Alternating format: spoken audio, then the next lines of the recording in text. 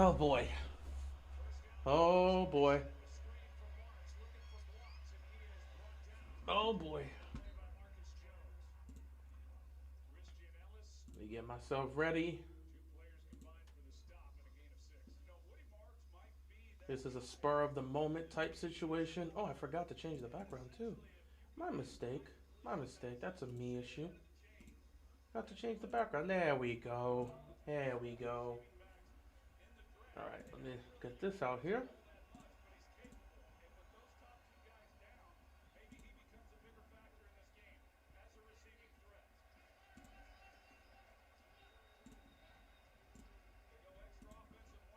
Let's see if they can get a touchdown out of this. They're gonna run the ball. Patriots defense all over that. They knocking out those helmets. It's nasty out there. Helmets being knocked off. This is an ugly game in New England today. It's snowing. You can tell the conditions. I can't wait for tonight's game, man. It's gonna be a snow game in Chicago. It's gonna be nasty.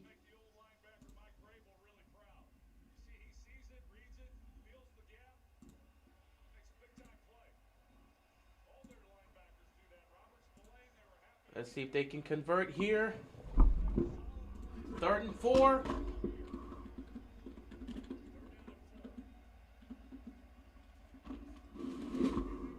Pressure's coming. CJ gets it out. Touchdown! Christian Kirk holds on to the ball. Touchdown, Houston. And Houston's they're gonna reclaim the lead here. Actually, not reclaim the lead. They're gonna get their first lead because they didn't have a lead to start this.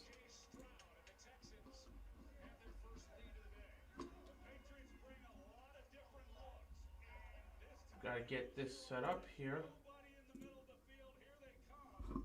Wow. This is definitely, I know I was not initially expected to stream this game.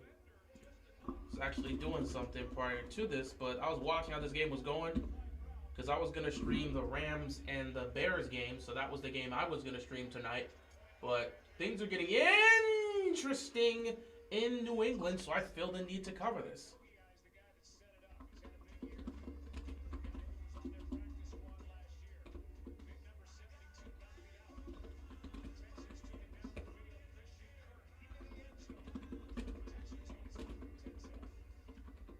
I'm trying to get all this other stuff done.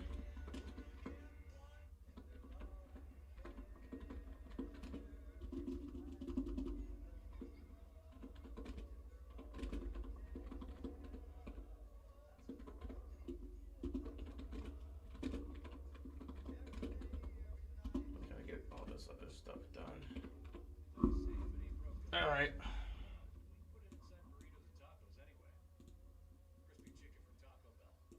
Let's get this going here.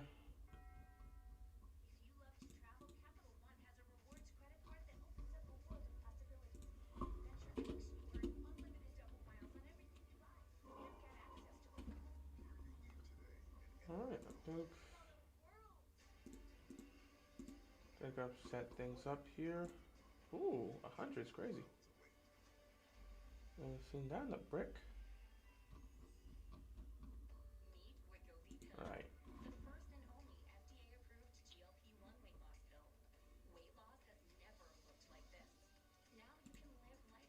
Let's see. All right.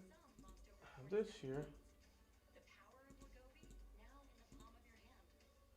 What's going on, Chaos? Appreciate you stopping by. Just getting myself set up here. Actually, there's another one I would actually prefer to have. Like, let me see something here. I could do this, do that. Let's do this. Okay, let's actually keep this like this and then go like this. Dang, I don't know if there's ever gonna be a chance to do this. Man, this is crazy. Let's see if I can do it like that. A lot of space on this side. I could try to do it like this.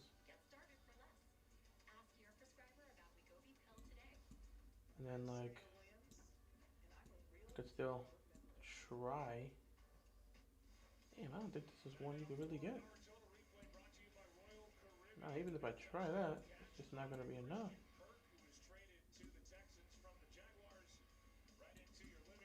Nah, it's just not gonna happen. What's going on, Loyal? Appreciate you stopping by. We're gonna get started.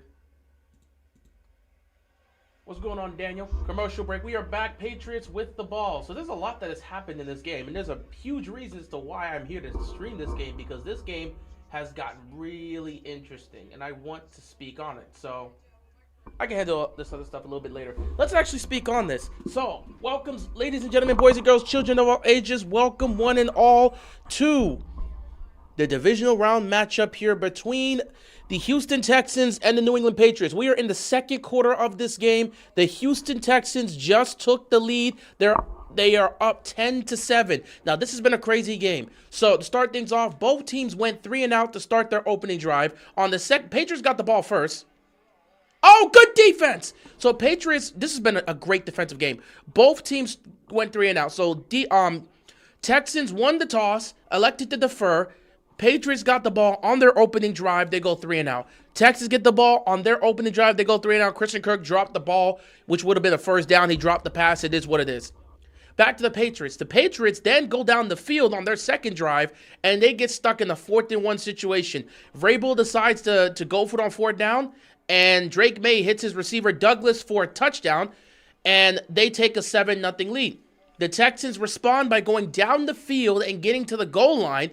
They had a potential touchdown on the 3rd-and-goal run, but because they got called for illegal shift, they went back 5 yards. And on 3rd-and-goal, CJ was unable to find somebody. Incomplete pass. They settled for 3.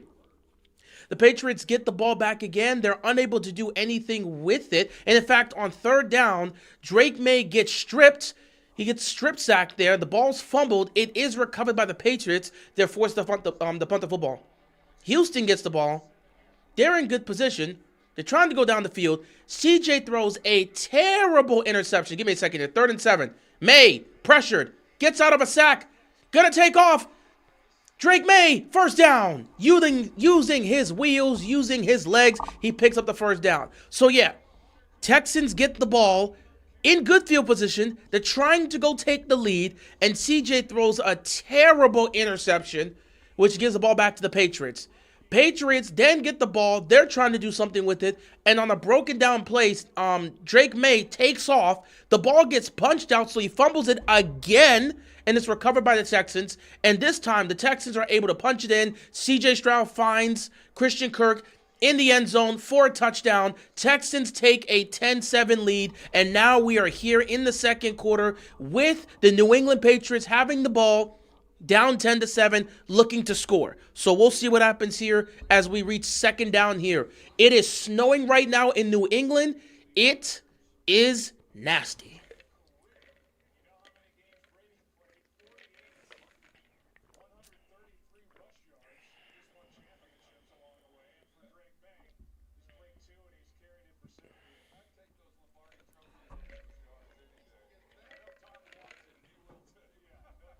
That's a nasty statement, Nicholas, saying some teams are not allowed to make it to the Super Bowl. Then what's the point of having these teams play if they're never allowed to make it to the Super Bowl? The Cardinals made it in 08, so, I mean, I don't know about that. Saying that they're not allowed to make it there is crazy. Now, what's the point of having that team there in the first place? If they're not allowed to make it, what's the point of having teams? Let's just cut these teams. Teams that aren't allowed to make it, let's just cut them. Let's just cut them. Houston can't play in the snow. I don't know about that. I don't know about that. You know, Nicholas, you've said a lot of things about a lot of easy wins and blowouts. Honestly, I'm never going to do that, but it would be funny if somebody went back and actually track when Nicholas said this and see what his win-loss record is. Because I've been here plenty of times when he said this and the team he said that ended up losing the game. This is an easy victory for you, easy blowout. They end up losing the game. And there's been times where he's been right. I would love to know his win-loss record on this takes because he's been here for years saying this, and I don't know what his win-loss record is. He has said so many times, come on, easy win for you guys. And there's been times where he's been on the money, and there's been times where he's been so wrong. I would love to know his win-loss record. I'm not going to do that. I'm not about to go through stream after stream of games and see what his win-loss record is, but I would love to know it.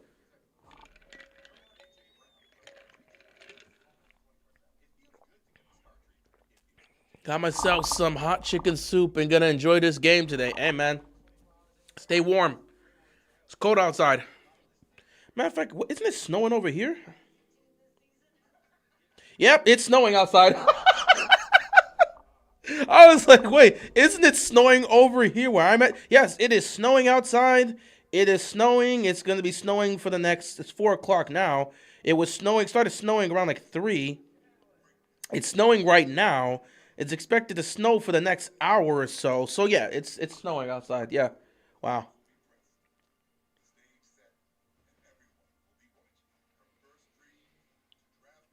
Yeah, snow's not really sticking, so that's a good thing. And I don't think it's going to be a lot of snow. It's probably going to be light snow. It's warm in Cali. It's always warm in Cali. That hoodie is nice. Appreciate it, my guy.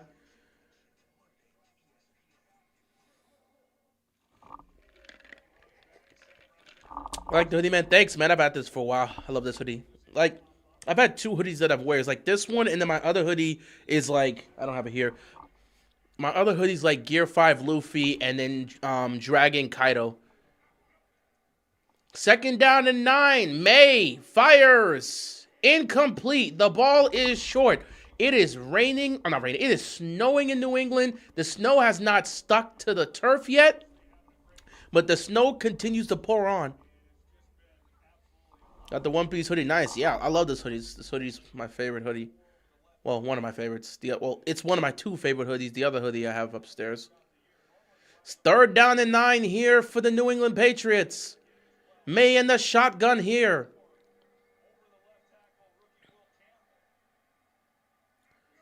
Here we go. May takes the snap. They're going to send 4. May's going deep. He's got an open man. It's dropped. It wasn't a perfect throw. It was just a little bit outside there, but that is a catchable ball. Let me see the replay. It might have been a tick off. The throw might have been a tick off by Drake May. Let me take a look at this. Kyle Williams beat his man. Drake May saw it. Oh, he's got to catch that. It's in his hands. He's got to catch that. It's in his hands. He's got to catch that. It's in his hands. He's got to catch that. It's in his hands. Oh, my goodness. Can't believe Bills fans are blaming the refs. Allen didn't play well. I don't really care anymore about what Bills fans got to deal with. They're out of the playoffs. We had our moment yesterday. We had a whole stream to talk about it. I don't care if the Bills fans want to cry and complain about the refs. It ain't changing nothing. You still lost. You still went home. You can keep crying about it. It ain't going to change anything. They're not going to reverse anything. You're at home. Good luck next year. And I can sit back and say this. I said this a few years back. The Ravens were not going to win a Super Bowl with John Harbaugh and Lamar Jackson as this combination. I said they should move off of John Harbaugh if they're going to have any chance of winning in the Lamar Jackson era. I just don't think this duo was going to get it done. I said that years ago. I think it's finally time to say it. I've been saying this for a while now, but I think it's officially time to say it. Josh Allen and Sean McDermott are not winning a ring together. And I don't think this is a situation where Sean's going to get fired. They got to the divisional round, and Josh Allen turned the ball over 4 times. The offense turned it over 5 times in total. CJ! That's a pick! That's a pick! CJ threw another pick! That could be a pick 6! That could be a pick 6! He's into the end zone! Touchdown Patriots! CJ Stroud threw a pick 6! He's costing the Texans! If the Texans win the Super Bowl, CJ Stroud does not get a ring. He's costing his team. 2 interceptions, 1 pick 6. There's no way.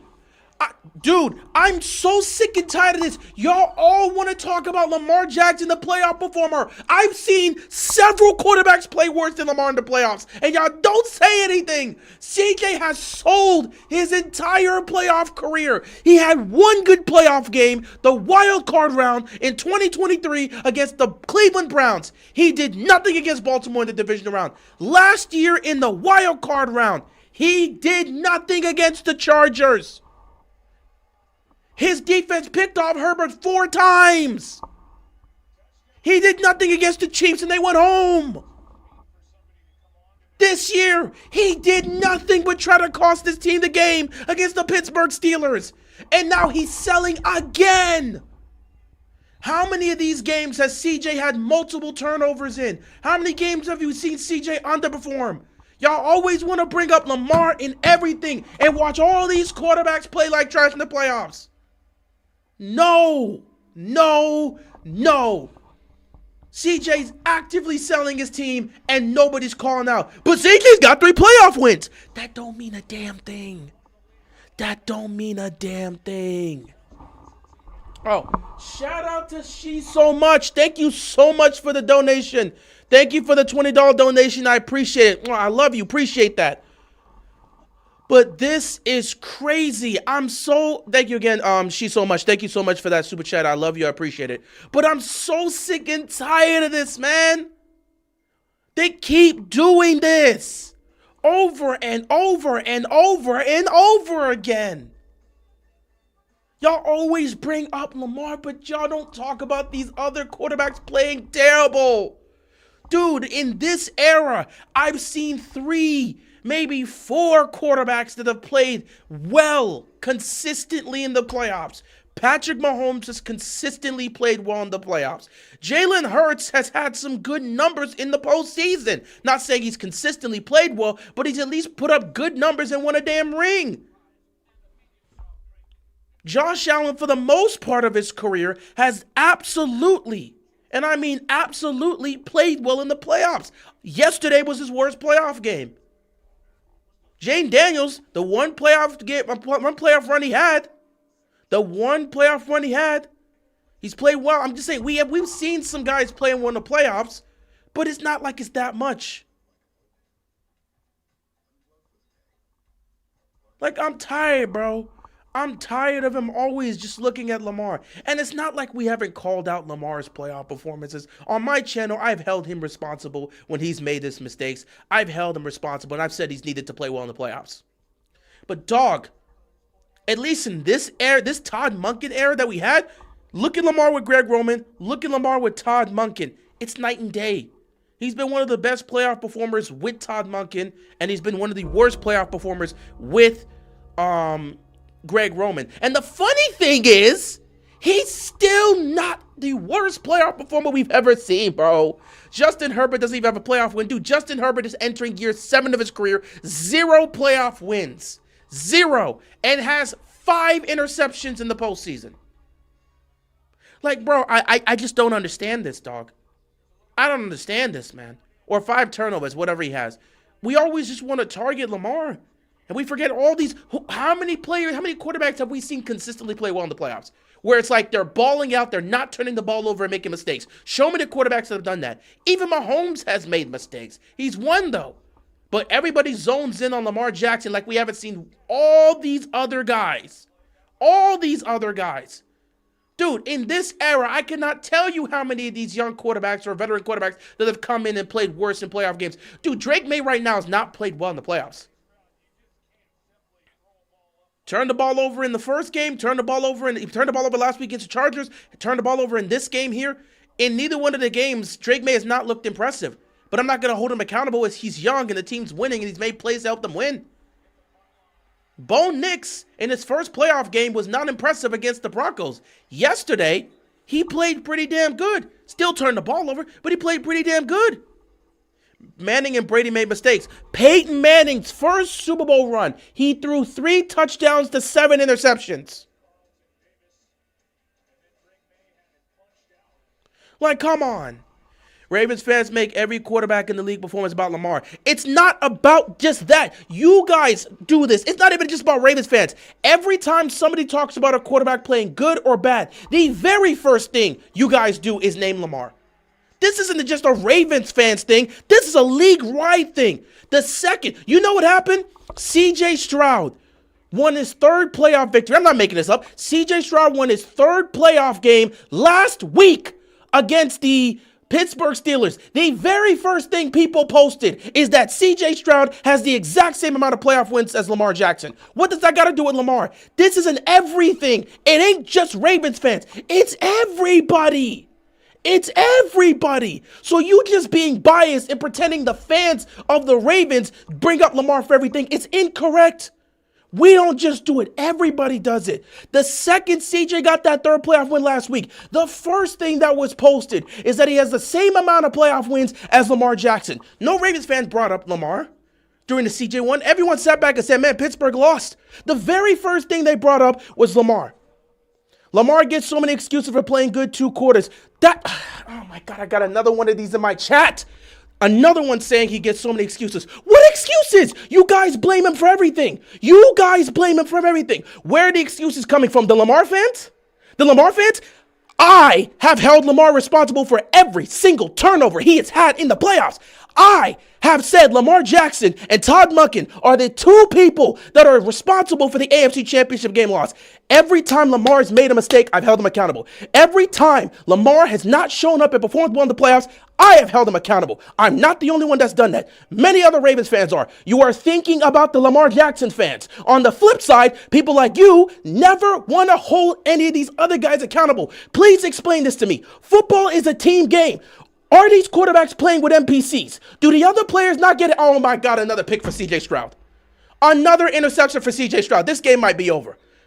But answer me this, because every time I get one of you that comes to my chat, you don't want to explain this to me. Do the other players not get held responsible for their mistakes? Does Mark Andrews not get held responsible for fumbling ball in the 4th quarter and dropping a 2-point conversion? Does Zay Flowers not get responsible for fumbling ball at the goal line? You guys always want to come here and say we make excuses, which is absolutely false. You're talking about the Lamar Jackson fans. The Lamar fans have never held him accountable. They've always played victim with Lamar. That is not Ravens fans. Those are the Lamar stands that never hold him accountable. So please explain to me why you're sitting here saying he's got so many excuses. When have you ever held Lamar's teammates accountable? We watched 1, 2, 3, 4 quarterbacks in the wild card round turn the ball over multiple times, and they still won the game. Please explain this to me. When have you ever held the other people accountable? You, sir. When have you held the other people accountable? When have you held Mark Andrews accountable? When have you held Lamar's teammates accountable for making mistakes? You've never done that. You've never done that. You've never done that. But you're coming here to make... No, you're just wasting my time. You're wasting my time. You, sir, when have you ever held Lamar's teammates accountable for turning the ball over?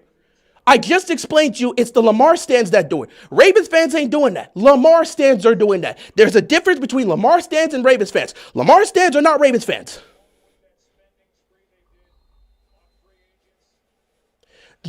And you're not even listening. It's another one of these trolls. Can you not comprehend me? It's another one of these trolls. Can you not comprehend me? When did I say he was holding them back? I asked you a simple question. When have you ever held the other players accountable for their mistakes? When have you held Mark Andrews accountable for his turnovers? Mark Andrews doesn't have a playoff touchdown. You've never held him accountable. No one even mentions the Zay Flowers fumble. Every time people talk about the AFC Championship game, they mention Lamar Jackson not playing well and the interception into triple coverage. Nobody brings up the Zay Flowers fumble. Nobody in the media. Nobody in the media. I've explained this a million times. Ravens fans have held Lamar accountable. To this day, I said Todd Monken and Lamar Jackson are the primary man responsible for that AFC Championship game loss. Lamar stands. You keep thinking about that. And that's why I don't like interacting with you on the internet. The stands and the haters just do this all the time. It's a team game, but we never want to assess this as a team. It is a team game. They play a team. Oh, nice sack right there. May got dropped. It is a team game. You play as a team. When the team makes mistakes, everybody's got to be held accountable. These quarterbacks aren't going out there to play the game by themselves. They're not playing with NPCs. So when the team wins as a whole, they win together. When the team loses as a whole, they lose together. I have been on this channel for years. Every single mistake Lamar Jackson has made, I have held him accountable. Every single playoff loss, I have given him a fair amount of blame for the turnovers he's had. Yet, when we look on the outside, nobody wants to talk about Mark Andrews. Mark Andrews has been in the league. He came in the league the same time Lamar Jackson has. Mark Andrews' playoff stats are pitiful. He hasn't scored a single touchdown in the postseason. He's done nothing in the playoffs, and nobody brings that up. No one wants to bring up Mark Andrews' fumbles. No one wants to bring up Zay Flowers' fumbles. And whenever we talk about the 2-point conversion, you know what people say? Well, Lamar turned the ball over Lamar turned the ball over twice in the first half. So if he doesn't do that, they're not in that situation. So I'm just trying to understand this. People do this all the time. Many of us in this fan base have actively held Lamar Jackson accountable for the mistakes he's made. But all we ask is that you hold everybody accountable. That's all Ravens fans have asked for. We're not talking about the Lamar stance. What Ravens fans have asked for is to call everybody out, hold everybody accountable, because it's a team game. How do you differentiate a Lamar fan from a Ravens fan? Dude, it's simple. The one that never holds Lamar responsible for his mistakes and turnovers. That's the one you look at. It's not a difficult aspect here. It's not difficult to see. The ones that literally sit back when you mention the turnovers, when you mention the mistakes, if the only thing that you hear too much from, stop pretending what you guys need to do. Let me tell you, my friend, because you keep saying, I hear many excuses from Lamar. Stop getting your takes from Twitter. Stop engaging with people on Twitter.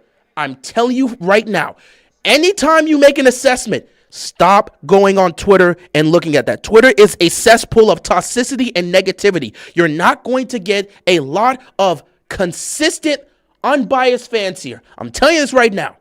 You keep talking about hearing too many excuses from Lamar. Those are the Lamar fans that will sit back and ignore the turnovers. Those are the Lamar fans that will pretend that Lamar's never made a mistake. Those are the Lamar fans that will sit back and act like he's a victim for every single thing. The people that are doing that, the people that are saying that, and when you bring up, well, what about the turnovers he's had? If they dismiss the turnovers and don't take responsibility for that and say those turnovers don't matter, it's not his fault, then you can look at them and say that's probably more of a Lamar's fan. But if you got someone that's saying we recognize the turnovers, true. Like, come on, bro. I'm tired of everybody coming here and saying, well, you guys have said this. Where did you get that from? Twitter. Twitter is a cesspool of garbage. It is a cesspool of toxicity. If you go to Twitter for common sense, I don't know what to tell you. If you go to Twitter for sensible, reasonable, objective discussions and facts, you're not getting that there. It's Twitter. That Twitter does not represent a fan base of a team. I'm telling you this right now. The content creators that talk about their teams, go look what they say about their players. That's a better assessment. Don't listen to some boo-boo fool on Twitter that's saying some random stuff. They're not, I'm telling you, bro, stop. This ain't even just about sport. It ain't about Lamar. It ain't about football. It ain't about sports. You don't go to Twitter for sports takes. You don't go to Twitter for anime takes. You don't go to Twitter for comedy takes. You don't go to Twitter for musical takes. When you had the whole aspect with Drake versus Kendrick Lamar, oh my God, being on Twitter was disgusting. There was no objectivity in any of the aspects. The Kendrick Lamar fans literally were acting like Drake has never made any good music, like at all. Bro, please do not, I'm telling you, do not make your assessments on a fan base based off of what you see on social media. Do not base your, especially Twitter, do not base your assessment based off of what you're seeing on Twitter. I'm begging you, please. I get far too many people that come in my comment section and start talking about, man, I'd never see this guy being held accountable. Where'd you get that from? Well, all these people on Twitter, stop right there. Stop right there. Please. Twitter will convince you that some dude, they'll convince you that this guy is better than that guy with no context and no explanation. Please. We, as people, have got to do a better job on making sure we don't get our takes based off of Twitter. We should not make our assessments about a team. We should not make our assessments about a player. We should not make our assessments about anything based off of comments that we are seeing off of Twitter. I'm telling you, Twitter's just there to be toxic and negative. That's what people go to, and that's what they feed off of. Please do not use Twitter as a way to don't use Twitter as a base to make your assessments about anything. Twitter is not a good spot for that. It's just as bad with Reddit. It's just as bad with Facebook. It's also bad with Instagram. Just stay away from social media takes. Those comment sections are terrible. They're not going to give you any sort of objective takes. CJ, please. Oh my God, CJ Stroud. What is he doing? You okay, bro? I'm good, man. It's just I got a lot of people that constantly come back, bro. I constantly got to deal with this, man. And I'm not saying you, what's your name? Two Phone Shotty. I'm saying that like you were like that. I'm just saying I see a lot of people try to make their assessments of a fan base based off what they're seeing on Twitter. Twitter does not represent the fan base of everybody. I promise you, if you have a discussion with a lot of these content creators, you're going to understand that their takes are not like that. Now, there are certain content creators that are just as toxic as they are on Twitter. You'll know when you meet them. But I'm telling you, bro, we don't all make our assessments with that. 3rd down and 10. CJ's about to, oh my God, that's a fumble. That better be an incomplete pass. Dude, CJ's folding right now. Oh, my God. CJ is folding completely, bro. The Patriots got this. I had to get off Twitter, bro. That was bad for my mental health. Dude, it'll be terrible for your mental health. Don't ever make your assessments based off of Twitter, man. For anything. Twitter is there to be a cesspool of toxicity and nonsense. Don't feed into it and don't let it change how you want to view things.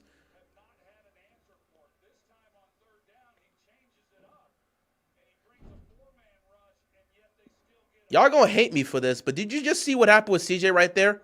Did you just see how he lost the ball doing this?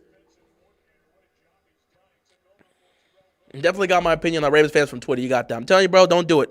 I don't judge Steelers fans or any other fan base based off of what I see on Twitter. I don't do it. But there's a few Bills content creators that make the fan base look bad. That's all I gotta say. Certain people know who they are.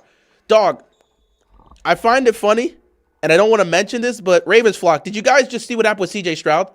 Did you see how he had the football and he lost control of the football as he was throwing it? Did you guys see that? I just want to clarify that. On that third down play, CJ was trying to get the ball out of his hands. Did you see how he tried to get the ball out of his hands and lost control of the ball as it was getting out of his hands? Did you guys see that? Did you guys see that? I just want to confirm that for a second. Because I got something to say about that. Did you guys see CJ Stroud on third down? The pressure was coming. He was trying to get the ball out, and he lost control of the ball as he was throwing it forward. But he did end up throwing it forward, but he lost control as he was throwing it forward. Did you guys see that on that third down play with CJ Stroud? I just need to make sure. I just need to make sure you guys saw that. I just need to make sure you guys saw that because my next statement about to be nasty. I just need to make sure y'all saw CJ on that third down play. It was third and long. CJ trying to get the ball out. The ball slips through his hands as he's throwing it down. And they ruled it a forward pass. I just want to make sure everybody in the chat saw that.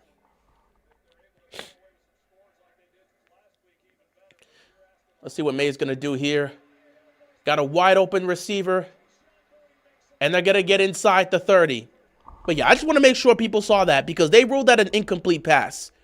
My reason for bringing that up is because in the Thursday night Thanksgiving game between the Ravens and the Bengals, they ruled that a fumble. They ruled that. Lamar did the same thing when he's trying to get it out of his hands. He lost a little bit of control of the ball as he's throwing it forward. I said it was a forward pass. They ruled it a fumble. I'm just saying, this is what people look at when they talk about the inconsistencies of the refs. And that's why I say, man, I don't know. Every game to game is kind of different. Refs have always been problematic in every game. I know I'm bringing this up because people were complaining about the refs yesterday. I'm just trying to point out that refs assess things in two different ways. You don't know what type of refs are going to assess one thing one way and what type of refs are going to assess it another way. The refs that were officiating the Ravens-Bengals game said when Lamar did that, that was a fumble. They said when Lamar did that on Thursday night, Thanksgiving, against the Bengals, he did that exact same thing CJ did. They said it was a fumble. That officiating crew said it was a fumble. This officiating crew said it was an incomplete pass. I'm not exactly sure how they rule these things, but that's why my theory about my theory about officiating is that every single officiating group has an individual assessment of how they see things. One official will rule it one way, and another official will rule it another way. And you're seeing it right now. I don't know. I really don't know what to tell you, bro. I really don't know what to tell you. What's going on, George? What's going on, George? Yes, that is the same pass during Thanksgiving that they said Lamar Jackson fumbled on. I wanted to make sure y'all saw that too. It is the same pass. That ain't a different pass. They said Lamar fumbled the ball there, but they said CJ Stroud had an incomplete pass. I just want to let y'all know. We see these things. The refs are never consistent with anything. Fans are going to be fans. You have good fans and toxic fans, one with every fan base in every sport. I've been saying that for years. You are absolutely right. I've been saying that for years. Here we go with the touchdown. Stephon Diggs. Patriots go up by 10. Now, here's the thing. CJ has one drive to redeem himself. There's 3:12 left. Keep this in mind. The Texans get the ball coming out at halftime. This game ain't over yet. If CJ, which again we're asking for a lot, but if CJ and this offense can go down the field and score a touchdown before halftime, 3 minutes left. If they go down the field and score a touchdown before halftime, guess what? It's 21-17. Texans get the ball coming out of half. I'm letting y'all know this right now. It ain't over yet. But if CJ keeps selling, Houston's going to bed. Quickly.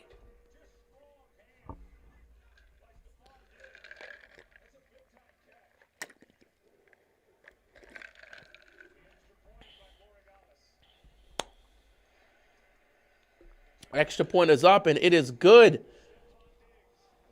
Most fans don't know football. They only tell you stats, but can't break a play down and tell you how a player missed or stayed on assignment. Don't listen to them. I try to tell y'all, man, don't get y'all takes from Twitter, bro. Don't get y'all takes from Twitter. The way this game is going, I'm not sure, but his playmakers, special teams, and defense has to win this game. I mean, he keeps throwing picks. Texans selling, CJ selling. CJ been playing like trash. I feel like CJ Stroud's doing this on purpose. Oh, he's not doing this on purpose. That's just how bad he's been. Go look at how he's played in the playoffs. He has not been pretty in the playoffs, other than one playoff game. CJ Stroud has been poor other than one playoff game, dog.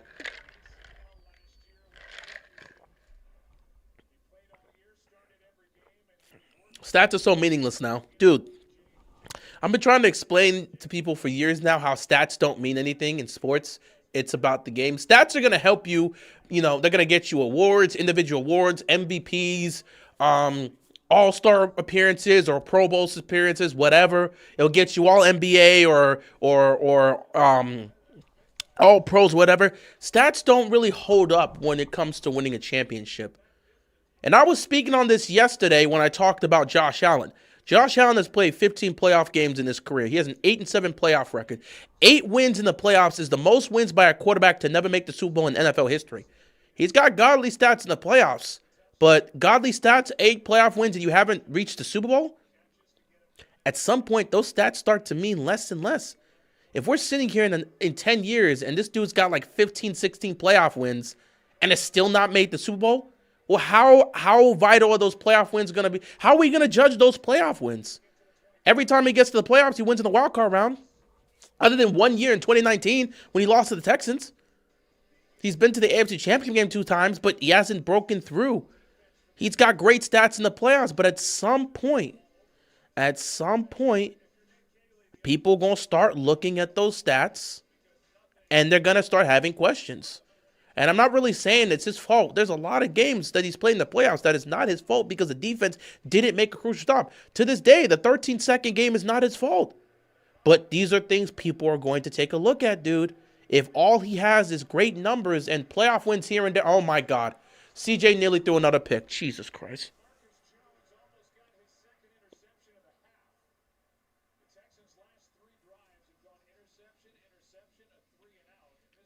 Yeah, CJ done, bro. He got hit right there, bro. The pressure is getting to him, bro. He can't stand in the pocket and do anything. This offensive line is going to have to step up now. CJ's selling, but this offensive line is going to have to step up. Otherwise, they got no shot to come back in this game. They're getting this dude killed out here. Oh, my goodness. Now, if we're going to talk about playoff losses, the only games I can look at that will be, honestly, the only games that we sit back and say it was his fault that they lost were the non-Chiefs games. The non-Chiefs playoff losses, because he has 4 playoff losses to Patrick Mahomes in Kansas City. And each one of those 4 playoff losses is not his fault. Defense sucked in the first one, which was the 2020 AFC Championship game. In 2021, it was the 13-second game.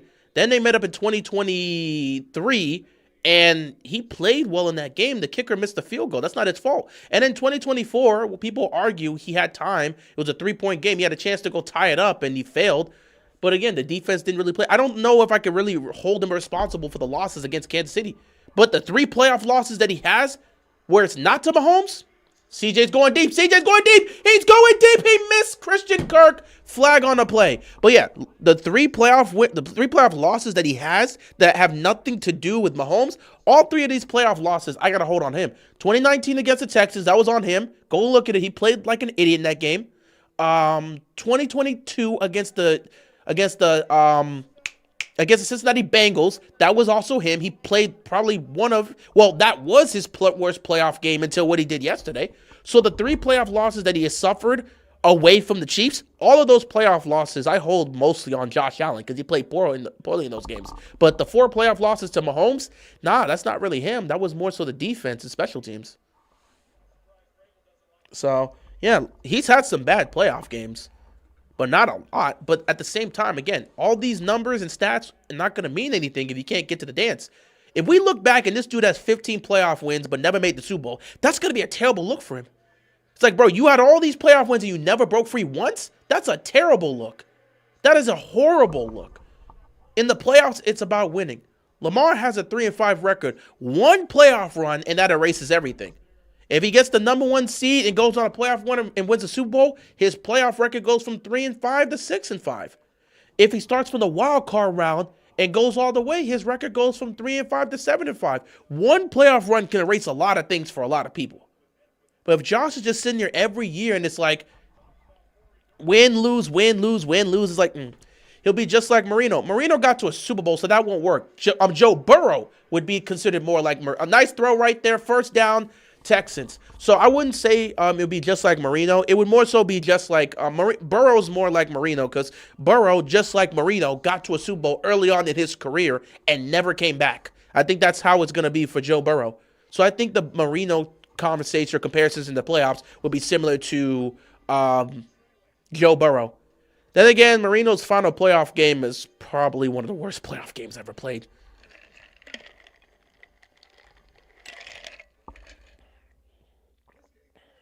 Justin Herbert's in danger of being Andy Dalton. That's not even a bad comp. That's not a bad comp at all. Andy Dalton never won a playoff game. But the difference is Andy Dalton has at least won. Andy Dalton's won a few divisional titles. Justin Herbert's never won the division. Justin Herbert has never won the division. So, I mean, the comp with him and Andy Dalton is fair there, but at least Andy Dalton won some title. He won some divisional titles. He won the AFC North twice. Or maybe 3 times. It was like 2 or 3 times Andy Dalton won the division. Justin Herbert has never won the AFC West.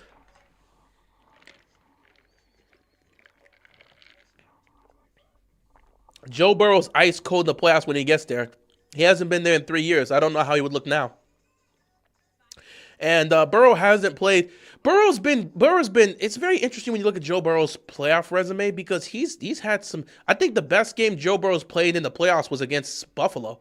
But if you actually take a look at Joe Burrow's numbers, they're not highly impressive in terms of statistics and stuff. But like I said, it's not about statistics. It's about making plays. And again, I'll say the Super Bowl run, I gave Joe Burrow credit for making plays in key situations, but that defense is the reason why they got there. That defense is the reason why the defense stood tall at the goal line to eliminate the Raiders. That defense picked off Tannehill 3 times, including the 3rd interception. The Titans were moving into position to go kick a game-winning field goal. Tannehill threw the 3rd pick, and all of a sudden they got to get 1 first down from Burrow, and they're in the field goal range, which they got.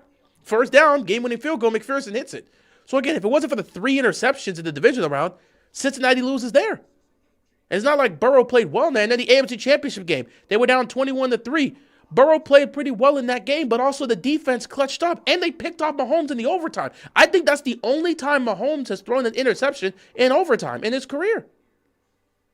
I'm saying the defense was more responsible for getting them to the Super Bowl. But Burrow deserves a good chunk of credit for making plays in key situations. That does matter. So, yeah. Burrow has been pretty good in the playoffs, but I don't think it's as great as people want to say. And again, he hasn't been in the playoffs in 3 years. I cannot assess Joe Burrow based off of how he played in 2022. I have no idea how Burrow would play in the playoffs in this current age. He hasn't been there for 3 years. I would assume he'd play just as well as he's always played, but I can't. Oh, that's another pick. That's another pick. CJ got picked again, bro. CJ, I'm done, dude. Y'all talk about worst playoff performers. CJ, nah, I ain't never seen Lamar do this, bro. I have never seen Lamar do this, bro. Y'all gonna have to talk to me. Lamar has never thrown 3 interceptions in a playoff game.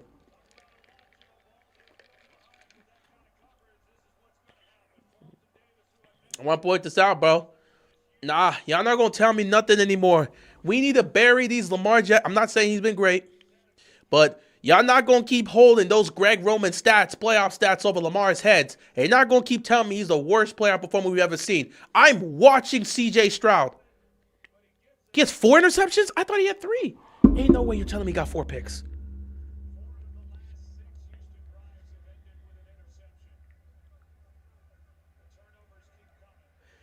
No. Oh my God, he's got 4 picks. Dude, I don't want to hear nothing anymore. Y'all not going to tell me. Y'all going to stop talking to me about these Lamar Jackson playoff performances. You keep telling me he's one of the worst playoff performances we have ever seen. Really? Have you seen CJ Stroud and Justin Herbert? Lamar has never had a game where he's turned the ball over 4 times. The worst game Lamar has ever played in the playoffs was against the Tennessee Titans when he had 500 yards. Statistically, he had 1 touchdown, 2 picks, and he also had a fumble. 3 turnovers in that game. You also have the game where he had 3 points and a pick 6 against the Buffalo Bills. Still not worse than what we're seeing here. Lamar's never turned the ball over 4 times in the playoff game. Oh, that could have been a good catch, but incomplete. I ain't gonna hear none of this anymore. Y'all gonna retire this stuff, bro. Y'all gonna retire this stuff. Y'all not gonna keep talking to me about Lamar Jackson's playoff performances when I've seen worse playoff performances than this. Y'all not gonna say Lamar is the worst. No. If you want to say Lamar has not been a great playoff performer, yes. But he's far better than what we've seen from some of these guys. CJ's done nothing in the playoffs and is one of the worst playoff performers we've ever seen. Same with Justin Herbert. 4 interceptions in the first half. If this was Lamar, y'all would have killed him. I know the Lamar fans would bring that up. Twitter would definitely be saying that right now. If that was Lamar, y'all would be killing him. So, CJ Stroud threw that interception. It doesn't really change much because the Texas defense, who's trying to save the season right now, bails him out. So they're going to get the football back, and I don't even trust CJ to throw football right now. CJ has been terrible. I don't trust him to throw football.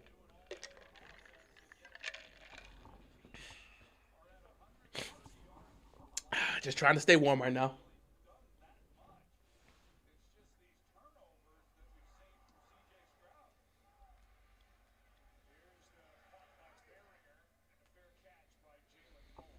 So yeah, we gonna bury those. We gonna bury those Lamar Jackson talks right now. Y'all talked about Lamar is the worst player performer we've ever seen. Really? Have you seen C.J. Stroud and Justin Herbert? That's all I gotta say. Y'all can say whatever you want about Lamar. Lamar's never turned the ball over 4 times in the playoff game. Lamar's never thrown more than 2 interceptions in the playoff game. We about to have some conversations here. Y'all gonna bury this Lamar Jackson take right now. Y'all not gonna keep saying Lamar the worst playoff performer when I'm watching CJ Stroud do this. Ain't no way in hell y'all gonna keep telling me that now. We done. Them talks are dead now. Them talks are dead now. CJ putting the ball in danger again.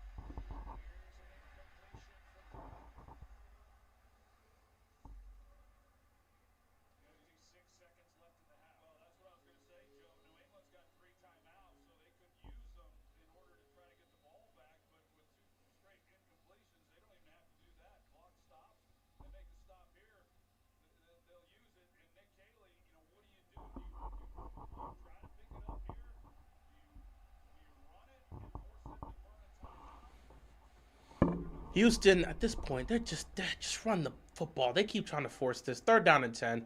CJ's going to throw another pick. Flag on the play. And CJ's going to take off. And he's going to get hit. Flag on the play. It's going to be on the offense again. Oh, my goodness. I don't even know what you do right now if you're the Texans. Like I said it last week. You got to consider benching CJ Stroud after he played the way he did last week. He's just not doing anything for you.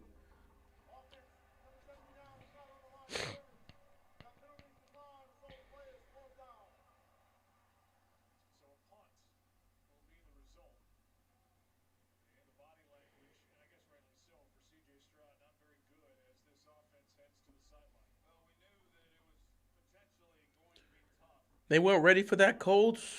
Bro, I'm not going to lie. D'Amico has to have a serious conversation at halftime. This is a playoff game and your quarterback's thrown 4 picks.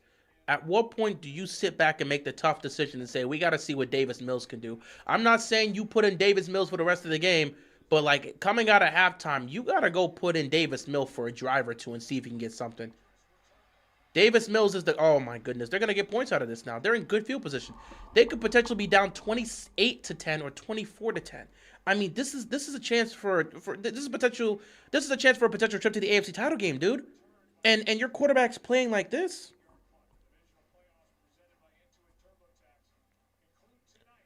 Like, I don't know what to tell you, man.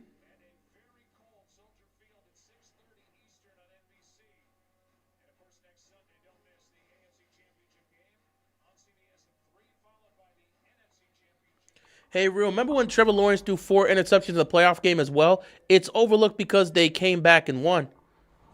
It's been the same story for a long time, bro. Here we go. 1st and 10. Oh my God, he fumbled the ball. What is happening in this first half, bro? I swear to God, like 15 times over, he fumbled the ball. I think he got it back. Okay, New England gets the ball back. Go to halftime.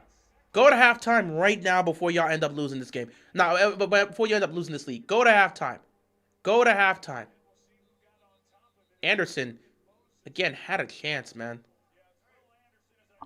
Bro, this Texas defense is trying to do everything for this team, and CJ Stroud just having them shoot themselves. He's just so bad. He's just so bad.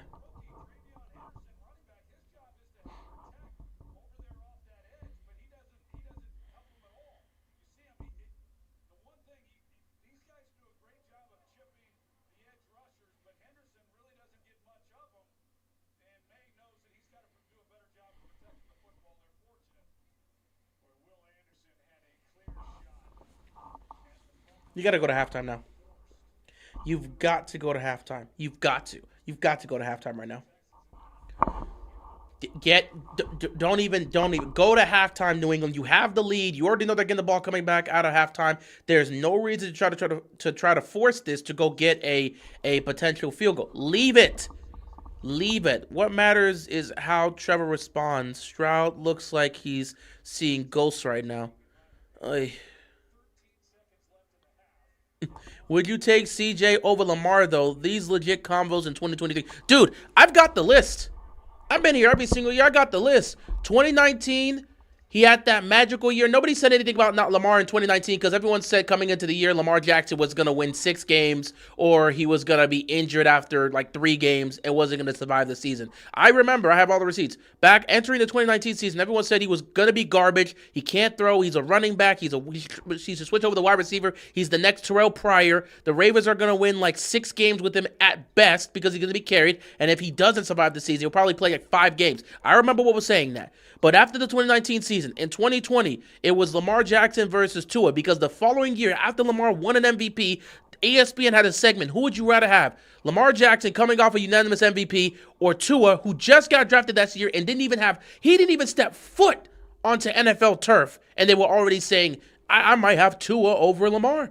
So 2020 was Tua. Who was better? Who would you rather have? Lamar versus Tua. 2021, Lamar versus Kyler Murray. Remember when Kyler Murray was having that semi-MVP type season?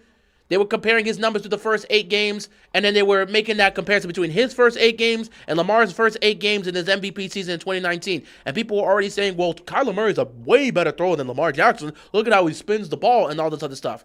So 2020 was Lamar Jackson versus Kyler Murray. Sorry, 2021. 2020 was Lamar versus Tua. 2021 was Lamar versus Kyler Murray. 2022 was Lamar versus Justin Fields because Justin Fields was on the verge of breaking Lamar Jackson's single-season rushing record, and he was playing pretty well for the Bears even though they were losing. And people were saying, bro, he's got nothing in Chicago. He's got all the talent. Honestly, they should get Lamar. You remember Nick Wright in 2022 went on Colin Cowherd's show and said the Ravens should trade for Justin Fields? That exact situation happened. And then 2023, it was Lamar Jackson versus CJ Stroud. Oh, look at CJ Stroud, what he's doing with the Texans. He took that team who had the second pick in the draft, and he took them to the divisional title in the playoffs. CJ's better than Lamar. CJ's better than Lamar. That's what they said in 2023. And then in 2024, they tried to crown Jaden Daniels, who's my guy. I love Jaden Daniels, but they tried to crown Jaden Daniels immediately and said Jaden Daniels is better than Lamar Jackson. So I've been here every single year where they've made these conversations. 2020, Lamar versus Tua. 2021, Lamar versus Kyler Murray. 2022, Lamar Jackson versus Justin Fields. 2023, Lamar versus CJ Stroud. 2024, Lamar Jackson versus Lamar Jackson versus Jaden Daniels. 2025, honestly, there was no one they were specifically saying about Lamar versus anybody. But Pulse, this one is really Pulse if you've been on Twitter. Again, like I said, Twitter, don't listen to anything they're saying. But since the Giants just got John Harbaugh, Giants fans and Ravens fans have been beefing over that whole situation. And Giants fans are now trying to push this aspect or belief that Jackson Dart's better than Lamar Jackson. So, again, every year I deal with another quarterback apparently being better than Lamar Jackson. And then all of a sudden it's just like, how'd that story go for you? Every year, y'all try to test Lamar with a new guy, and it doesn't go out the way you think it's going to go. So, yeah, I mean, I heard this story with Kyler. I saw how that worked out. I saw it with CJ. I saw it with Tua. I saw it with Justin Fields. So, like, I can't wait for 2026. I guess 2026 is going to be Lamar Jackson versus Jackson Dart, according to the Giants fans, because Jackson Dart is better than Lamar. I'd rather have Jackson Dart now than Lamar Jackson. If you've been on Twitter, you know what I'm talking about. So, every year, y'all try to say there's a quarterback better than Lamar, and every year we sit back and we see the same story. Like, It's been this way for a while, guys. Like, at some point, I don't think we always got to bring Lamar Jackson. For some reason, again, like I talk about this, I have not seen this level of constant attention on one superstar player since LeBron. And it's not at the level of LeBron, but legitimately, it's just like every time there's a quarterback playing well, immediately Lamar's name gets brought up. Immediately. Well, this guy might be better than Lamar. Like, dude, what does Lamar got to do with this conversation? Why is Lamar the quarterback y'all bring up for every conversation about being better? It's hilarious. I've seen it year after year. First it was Tua, then it was Kyler, then it was Justin Fields, then it was CJ Stroud, then it was Jaden Daniels. I've seen it every year, bro. Anthony Richardson was actually, they said Anthony Richardson was better than Lamar. I don't know if it was coming into this year or coming into last year. Someone also said Anthony Richardson was better than Lamar because, like, they're like, Anthony Richardson, he's got, like, Lamar's legs, kind of, and he's got a rocket arm. Everybody's better than Lamar Jackson, apparently. That's what in fact, I'm better than Lamar. I can go out there and play better than him, according to the Twitter and all these other guys.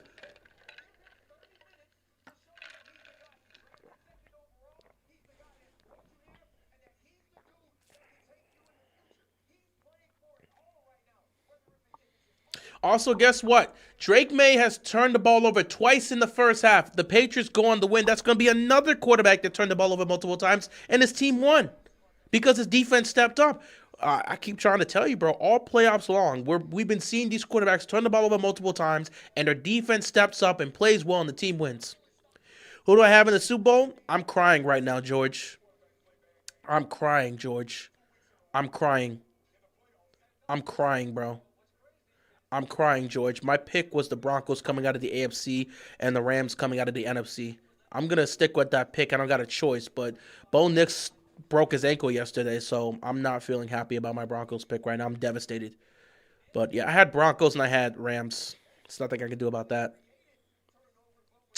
If we get Patriots versus Seahawks, who you got? I'm taking Seahawks. I'm all aboard for the Mike McDonald Super Bowl train. I'm taking Seattle's defense in that game. I'm taking Seattle. Seattle and Patriots Super Bowl, I'll take Seattle. I'm taking Mike McDonald getting his first ring. And then Ravens fans going to talk about how we could have had him for the 15 millionth time. Even though, as much as I agree with you guys, there was nothing we could do. The Ravens were not going to get off of John Harbaugh. We were just coming off the AFC title game. They weren't going to move off of Harbaugh. All right, let's see. I had a rematch of Super Bowl 48. I mean, they could still technically happen. Seattle's still in it. Seattle's already in the NFC title game.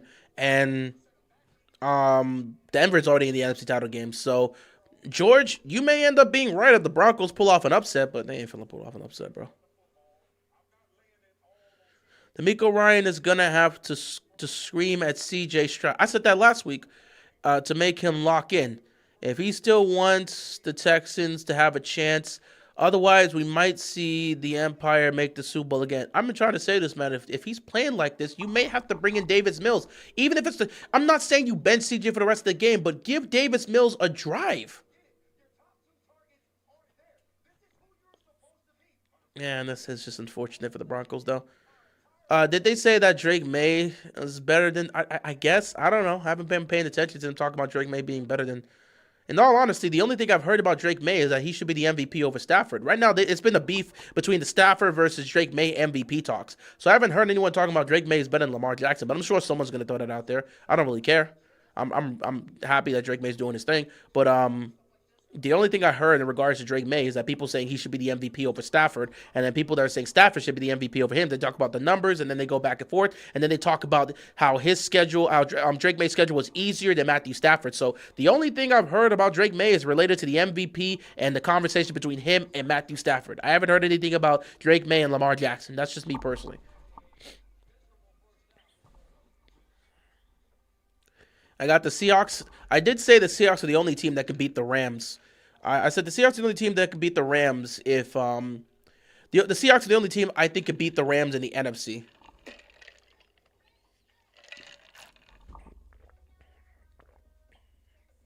Drake May has 13 fumbles this season, leads all quarterbacks. He's got to learn to protect the football.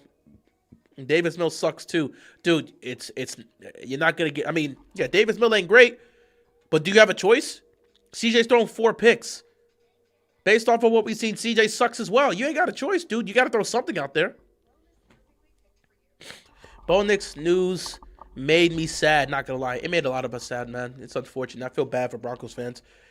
The biggest playoff win they've had since Super Bowl 50, and they can't even enjoy it because their franchise quarterback is out.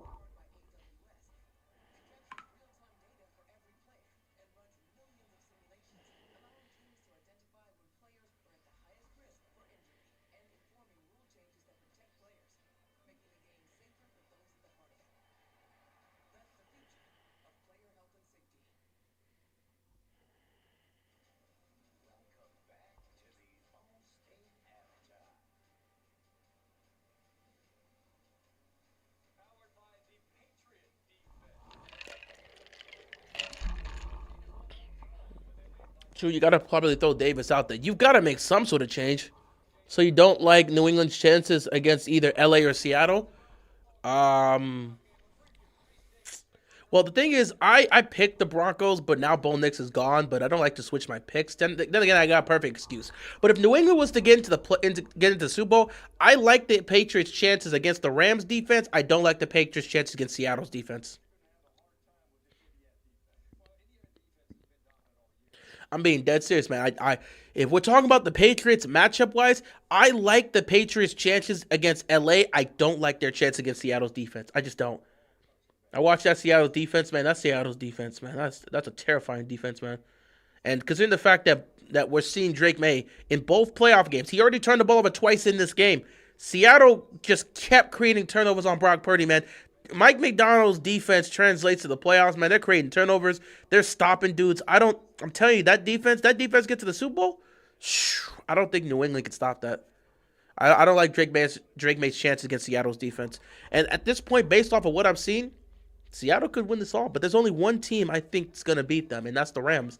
LA and Seattle in the NFC title game would be magical because that's the one time you look at that defense and say, hey, man, that's a lot of firepower.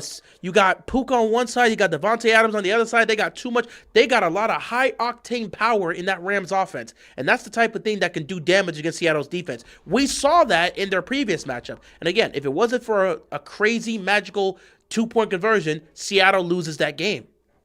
So again, I've been saying the Rams all season long.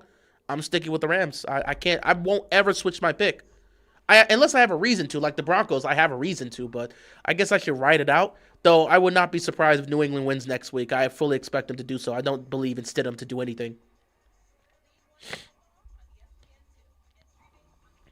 Feels like 2016 and more like 2015. The Broncos weren't good in 2015. When Peyton Manning retired, they weren't good. That was the last time they made the playoffs.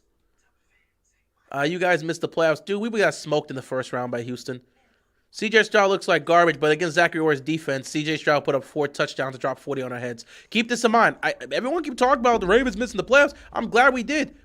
Kyle Hamilton wouldn't have played in that game. He suffered a concussion against the Steelers. So this sorry defense, Zachary Orr's trash defense in the playoffs against Houston with no Kyle Hamilton. I didn't want to see that. I did not want to see that. We would got beat. What the hell would I want to see us do that? So I could watch Lamar Jackson and Derrick Henry play their hearts out just for us to lose because we can't stop a nosebleed? That sorry defense couldn't stop Aaron Rodgers. 42-year-old Aaron Rodgers with the season on the line, they couldn't stop him. I'm expected to believe they were going to stop the Texans. All these turnovers you're seeing by C.J. Stroud, none of them would have happened for Baltimore. Baltimore doesn't create turnovers in the playoffs in 8 years. In 8 years, Baltimore's defense has forced 3 turnovers in 8 years. We wouldn't have forced any turnovers against the Texans offense. The mistakes that you see the Steelers capitalizing on, the mistakes that the Patriots are creating, we wouldn't have forced any turnovers. Baltimore can't force turnovers. Baltimore can't generate pressure. Baltimore can't get to the quarterback. Baltimore can't cover the middle of the field. Baltimore's defense is garbage. We would have made C.J. Stroud look like this legendary playoff performer. I know it would have looked bad in our case. Pittsburgh's defense is better than ours, so they made him actually look human. But we would have made him look like a god. And then they would have said Lamar Jackson couldn't get it done. And I didn't want to hear that. Now we can make changes. John's gone, and we ain't got to worry about that. So I'm glad we missed the playoffs. We weren't going to do anything in it. The NFC's winning the Super Bowl this year. I agree. I've been saying that all month. I could be wrong, but I feel like whoever wins the AFC is going to get obliterated by Seattle. Okay, we cannot just automatically assume Seattle's going to get there. But, yeah. You know, we'll see. We'll see. If Seattle does get there, they're winning the whole chip. What can y'all do? We don't do anything. We can't get to the quarterback. We can't generate pass rush. We don't tackle well. We can't cover. We really don't do well at stopping the run. Our defense doesn't do anything well, dude. We don't generate turnovers either. Our defense can't do anything well. We would have made C.J. Stroud look like a legendary playoff performer. I'm telling you this right now. Lamar and Henry would have played great. It wouldn't have been enough. And then they would have said Lamar can't get it done against C.J. Stroud, and he's not good enough, and yada, yada, yada. He gets 3-6 record, and it's the same old story. I did not want to live in a timeline. And thank God, the football God said we're not going to live in that timeline. Instead, what happens is the best possible scenario. Harbaugh gets fired. Pittsburgh gets humiliated on national television. And then the Bills have Josh Allen put up his worst playoff performance, and they lose. So, I mean, my team didn't take any smoke in the postseason this year. Pittsburgh humiliates themselves again. Tomlin's gone, so the tank begins. They're going to be irrelevant because they need to lose games to get a new quarterback. And then the Bills fall short again. I mean, you couldn't ask for a better way, a better sequence of events. Real change is going to happen in Baltimore. Nothing's going to change in Buffalo. And Pittsburgh's heading down the drain because they need a tank for a new quarterback. Everything I would have wanted, I got. Everything I wanted, I got. Couldn't be happier. Denver get Tom Brady now just to piss off the Chiefs. Tom Brady would have to give up part ownership of the Raiders to be able to qualify. He can't do that. In all honesty, if you could get Phillip Rivers, which the Colts would never allow that. If you can get Phillip Rivers, by all means, but you really can't get Phillip Rivers. They got to go sign somebody, bro. Everyone is just completely ruling out Chicago because everybody watched Chicago be down 21-3 they watched Chicago be down 21-6 in the fourth quarter against the Green Bay Packers, who, by the way, are injury riddled and bad. They literally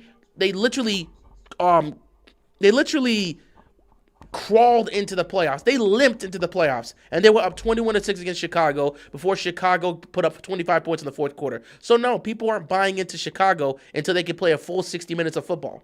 But hey, guess what? They play in an hour or two. Go prove yourself. Let me see. They play at 8. What was it? What did they play? 6:30? Chicago plays in 2 hours. Feel free to prove everybody wrong.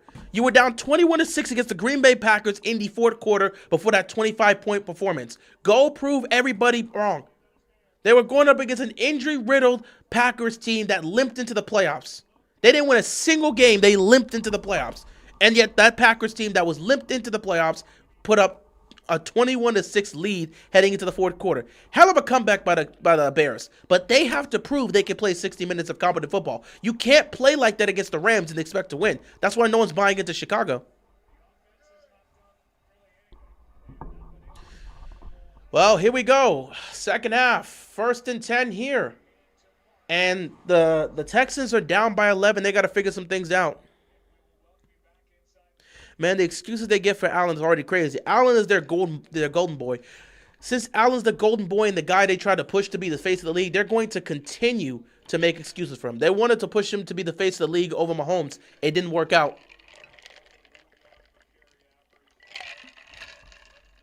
No Mahomes, no Lamar, no Burrow.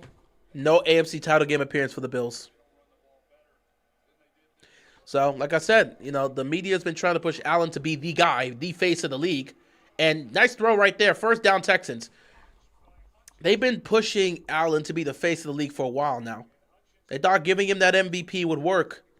Nope. Mahomes still got that chain, and he's not going anywhere. So you could either try to push Josh Allen to be the face of the league. He's not being the face of the league. The face of the league is Mahomes. That's not going to change. Sorry. At the end of the day, I said in my stream yesterday, Josh Allen missed an open knocks for a game-winning touchdown. Mahomes, in his playoff history, has never missed that throw in that situation. So don't tell me he's better than Mahomes. 1st and 10. CJ Stroud over the middle. It is caught. Fumble! Push it out. Did he get it?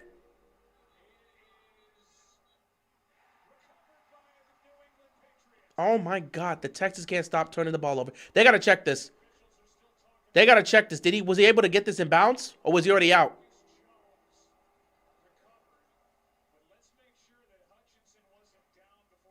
Was he down? He was not down. He was down. He was down.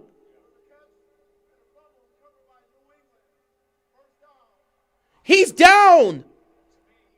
He's down. They got to challenge it. His knee is down. Look right there. His knee is down. They're going to reverse this. His knee is down.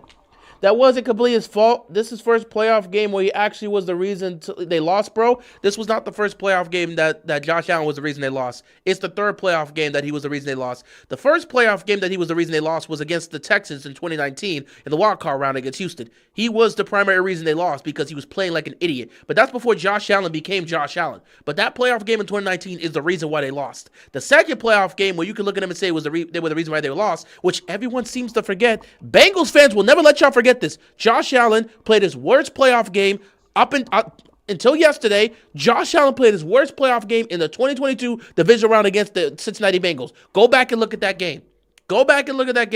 He was one of the primary reasons they lost to Cincinnati. He played horrible in that game. He made terrible decisions in that game. So people try to erase these things, and this is why other fans look at this.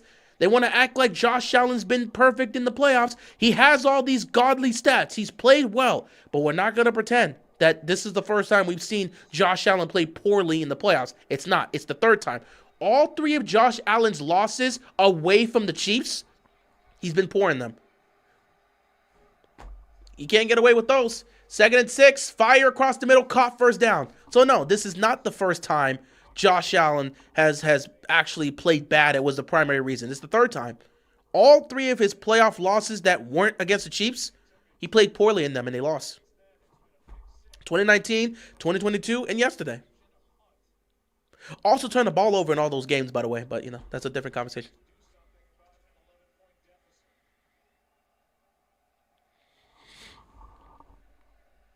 Didn't the defense allow that big play that set up the game winning the field goal versus the Texans in 2019?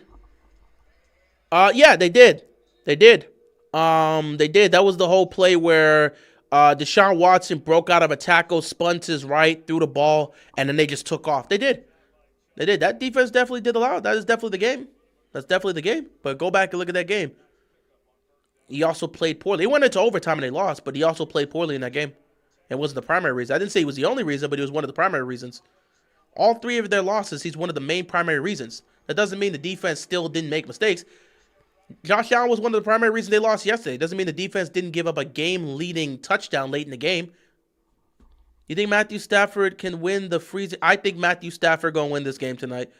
I picked Matthew Stafford and the Rams to win the Super Bowl. I'm not backing off of my pick.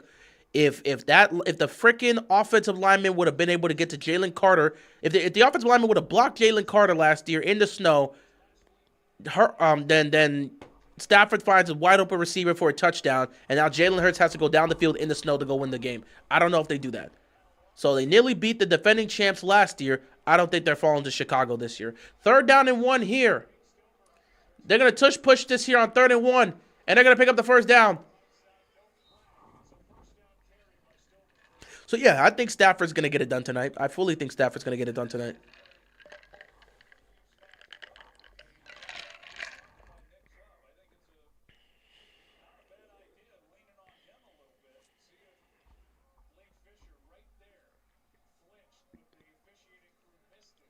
So the Ravens have completed their interview with Joe Brady for their head coaching position. Because they did, I think they got time for that. Obviously, Joe Brady had plenty of time to interview for the head coaching position after all. They did lose yesterday. He had plenty of time to do so. Let's see. Only 7 players in NFL history have won the MVP and Super Bowl in the same season. Who you got winning MVP? Dude, I don't know. But I had this conversation. I've said this, cool guy. I had this conversation yesterday, and I've been having this for the last few weeks. I think it's a high chance that Matthew Stafford ends up winning the MVP. If Matthew Stafford wins his first MVP and then goes and wins the championship this year, Matthew Stafford's a top 10 quarterback all time. And I said we would have serious conversations between Matthew Stafford and a guy like Steve Young when we take a look at the resumes. If Stafford wins the 2nd ring and gets the MVP, he's a top 10 quarterback all time. And there's no discussing it. He's a top 10 quarterback all time. So I've been saying this. 19 rushing yards this entire game. Texas better pack it up. They're done. Well, they're trying to run the ball right now for a reason. They have to run the ball. They didn't run the ball in the first half. Now they have to lean. They have to lean on the run game here. It was in the 20s last year when they played in Philly.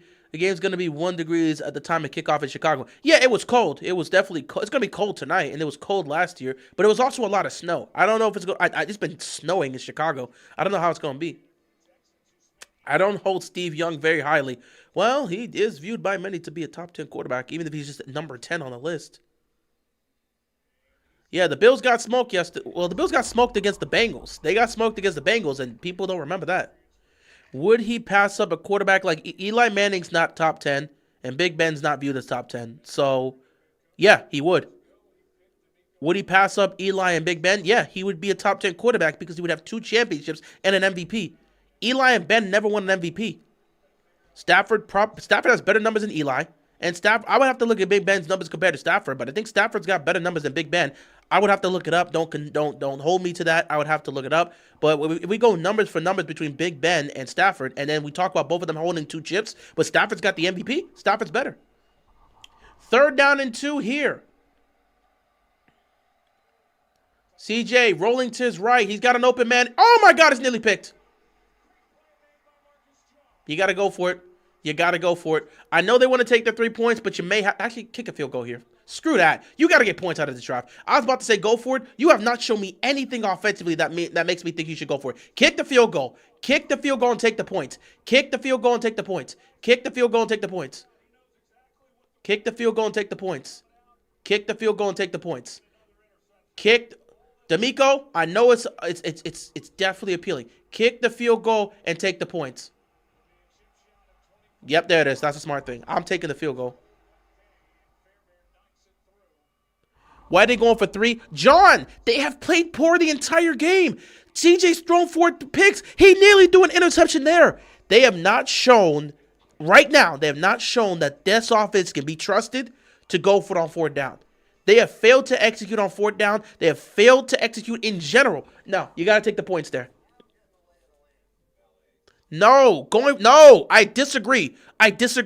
Going for it, CJ Stroud, John. CJ Stroud has 4 interceptions on this game. He has 4 picks in the first half. He nearly got picked on 3rd down. This offense has not been able to execute in the passing game. Going for it on 4th down would make a mistake there. You got to get points out of this drive. It's a long game. Trust your defense. Trust your defense, bro. Trust your defense. The Texans defense has been doing their job. CJ's been selling. Trust the Texans defense. You cannot afford to move. They can't afford to leave this drive without points. The offense has been failing to execute consistently on third down. You got to take the points here. I understand. If this was another team, sure. But CJ has thrown 4 interceptions. He nearly threw his 5th pick here on that third down. You got to take 3. No, not in this situation. With the weather conditions and the way CJ has played, you can't risk it and go for it on 4th down. You can't. They need to start Davis Mills and Ben Stroud. I suggested doing that, but D'Amico's going to roll with his quarterback. So there's nothing we could do. What do I think about Kyle Tucker to the Dodgers? I'm not surprised. That's just adding. I mean, they gave him what? They gave him 4 years, $240 million. He's getting $60 million a year, and honestly, he could opt out after 2 years. So yeah, he gets to come here. He's gonna play right field. I don't have to deal with Teoscar playing right field anymore. It's just perfect. You add another great hitter, another guy that's gonna be consistent, and he can play right field. Oh, I don't gotta deal with Teoscar doing that crap anymore. So yeah, Kyle Tucker to the Dodgers. It's just further adding to the three-peat. The three-peat. Listen, nobody cares about the regular season. Nobody cares about the regular season, dog. The Dodgers don't care about the regular season. Our goal is to get healthy. Our goal is to get healthy and stay healthy by the time we reach October. As long as we get to October healthy, I could care what our record is. 2023, we had the best record in baseball, had home field advantage throughout, and won the championship. Last year, we had to go on the road. We had to go on the road against the Phillies, on the road against the Milwaukee Brewers, and then when it came to the World Series, Toronto had a better record than us, so they had home field advantage, which is why Game 6 and Game 7 was at Toronto. We still won those games and won the championship. So we've been a road dog. We've been the favorite. We've been the high favorites with the best seeding, and we've won back-to-back chips. So, hey, we going for that three-peat. I already know a bunch of people in baseball hate that. So many baseball fans are so pissed right now that this is the case. And nobody would be surprised if one way or another Tariq Skubal ends up being traded to the Dodgers. And if the Tigers don't want to trade him, the next offseason he'll sign with the Dodgers. Tigers aren't giving Skubal a deal. They're not going to do it. They're not. So they may end up letting him walk, and he'll walk right to the Dodgers. If not, you might as well trade him to the Dodgers. You'll get something out of it, but we'll see how that goes. Also, that was a catch yesterday. Refs ruined. Actually, dude, there was an angle. There was an angle that showed that he didn't have full possession as he was going down, and the defender had 2 hands on the ball just as the receiver. So there was one angle that actually showcased that it was an interception. I didn't see that angle. Prior to seeing that angle, I thought it was a catch too, but they showed one angle. As he was going down, the defender also had hands on the ball, so it was a complete possession. And then as they're rolling, again, both had possessions, and he was able to rip the ball away. There was one angle that clearly showed that, and I guess that's the angle they used to make the observation there.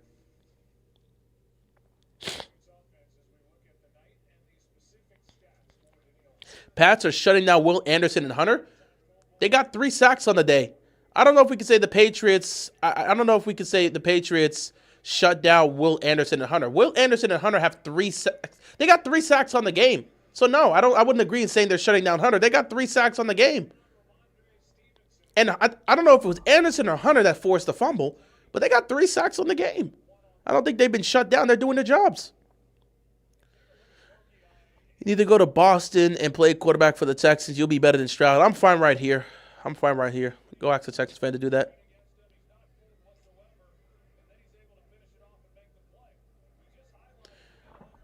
Real's my guy, but we need his top 10 to see if it's consistent criteria throughout all 10 spots. Top 10 what? What top 10 specifically? Was Stafford ever viewed by his peers as the best quarterback in the league? Never. Another fumble! And the Texans are going to pick it up this time.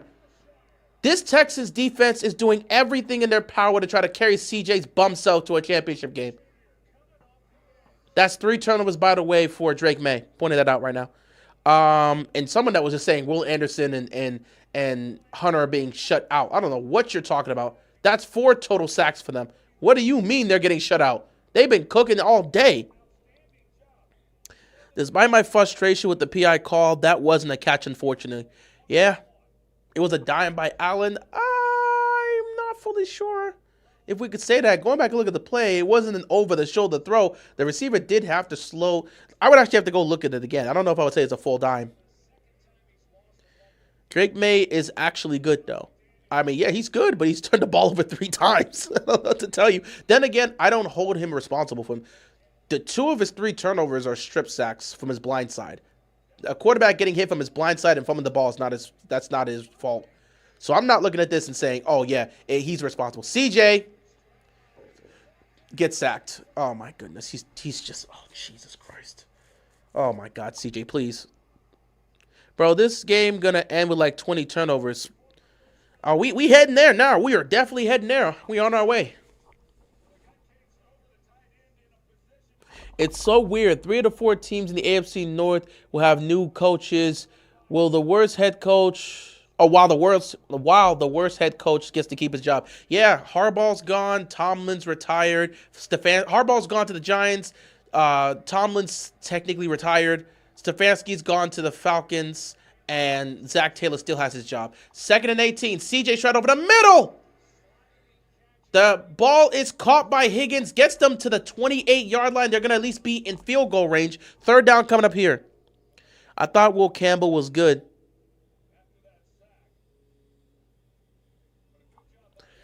He is. Will Campbell's good. But again, you're going up against Will Anderson. And you're going up against Anderson and Hunter. Those are 2 of the best pass rushers in the game. They're a dominant force. Hey, Real, is Stafford above Rodgers if he gets ring number 2?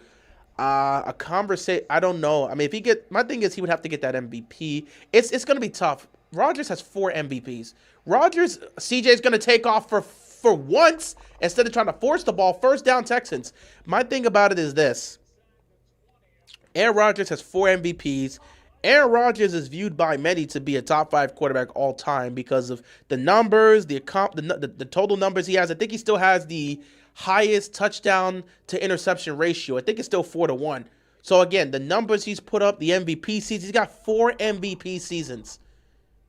Yes, he's got a championship which solidified his legacy. He's got 4 MVPs. He's one of, if not the greatest thrower of the football we've ever seen. It's hard to sit back and say people are going to put Stafford above Rodgers, even though Stafford would win a 2nd ring over Rodgers only having 1. I don't know if people would be fully confident. I would disagree. I would not say he'd be above Rodgers if he gets a 2nd ring because, again, Ben has 2 rings and he's not considered above Aaron Rodgers. It's not always about having all these championships. Now, granted, if he had 6 championships like Brady, yeah.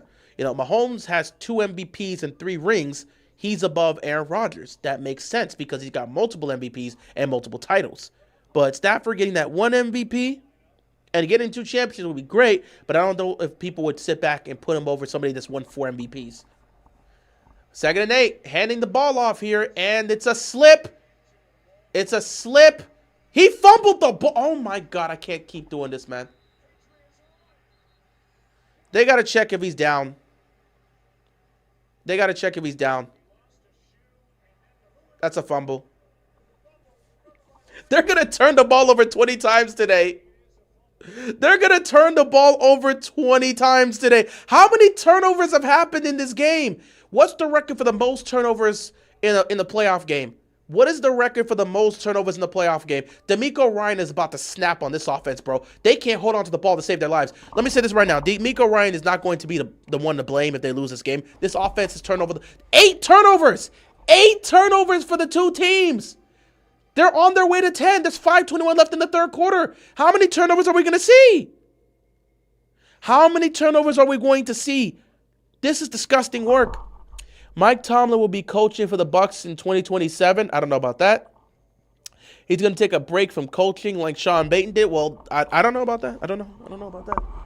We'll see, but I don't know about that. I don't know why he would go to the Bucs though. What would be your reason for him to go to the Bucs? Actually, hold on, guys. I'll be right back. I'll do something real quick. I'll be right back. Texans fumble the ball again.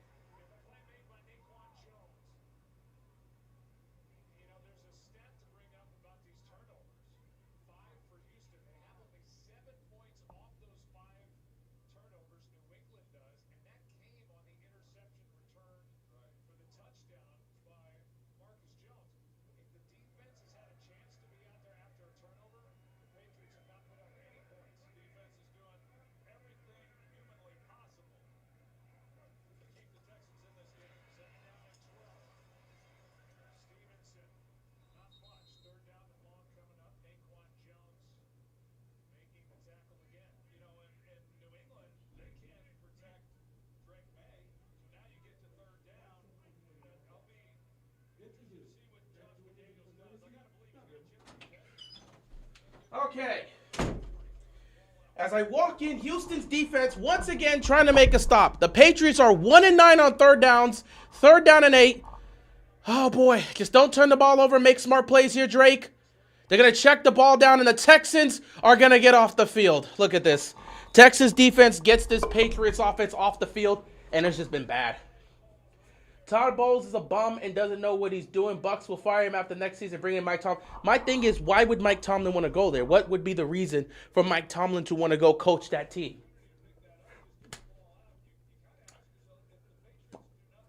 CJ Stroud's the first quarterback with 5+ interceptions and 5+ fumbles in a single postseason. Congrats to him. I don't know what to say about that. Congrats to him.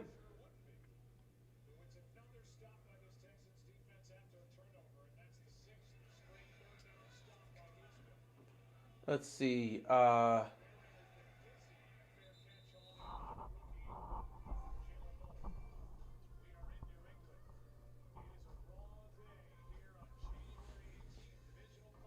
This is a high school type play. It's disgusting what we're seeing here. Oh, the record is 12. It's shared by Chicago Cardinals and Philadelphia Eagles on September 24, 1950. Jeez, they're on their way. We got 8 turnovers here. We still got time. In the Super Bowl, both the Cowboys and the Baltimore Colts turned the ball over 11 times in Super Bowl 5. Good God.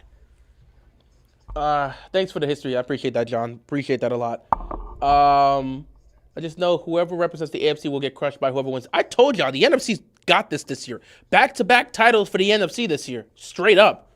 Be it Rams or Seahawks. Back-to-back, or Chicago if they get there. Back-to-back titles for the NFC teams. Because that conference right now is whipping us right now. The AFC this year has been bad. And then last year, the Chiefs should have never made it. But the Ravens failed and choked like they always do. And the Bills showed that they can't beat the Chiefs. So, yeah. Kansas City made it in. And then Philadelphia whipped them.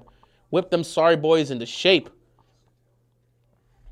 CJ, now's the time to be an NFL quarterback. Good luck with that, with the way he's playing. NFL quarterback ain't going to be in this dictionary. How do I feel about the Commanders' offensive coordinator? They hired a new offensive coordinator? Who did the Commanders hire as their offensive coordinator? Did they just report this? Or, hold on. I might have missed that. I haven't been paying attention to everything that's happened.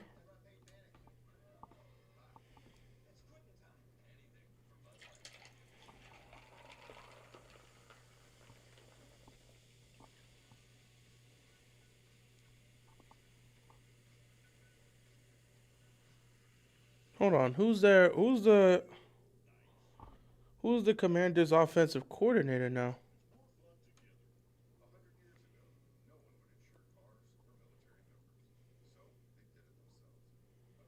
Let me see this real quick.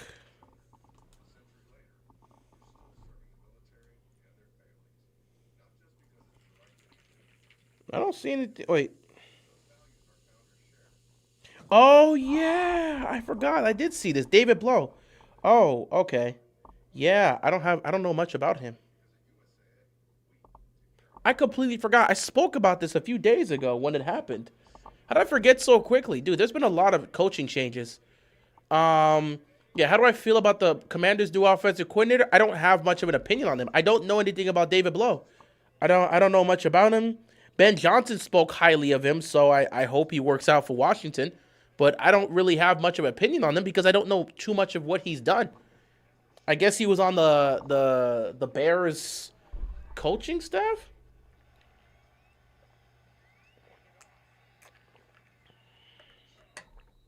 Like, I legitimately do not know. Man, I filled this up to the brink.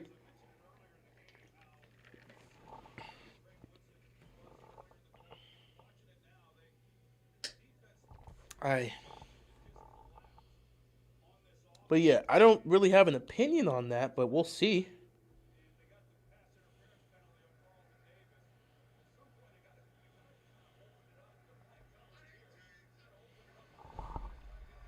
Second and 7, CJ fires, nearly picked again. CJ, just run! He has lanes to take off. He keeps trying to force the ball. Just run, CJ. Damn! You in the damn snow. Run!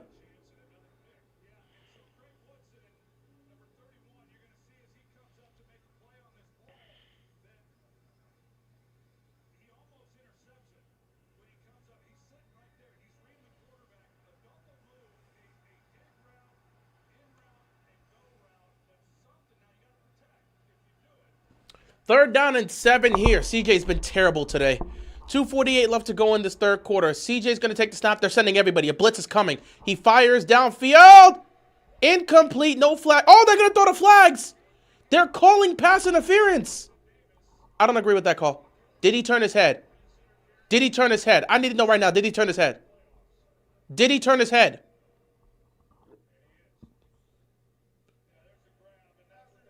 He didn't turn his head.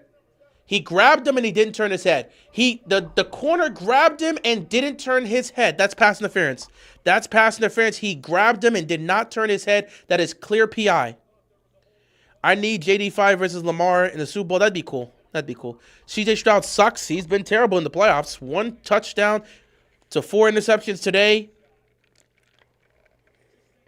He's turned the ball over 10 times in 2 playoff games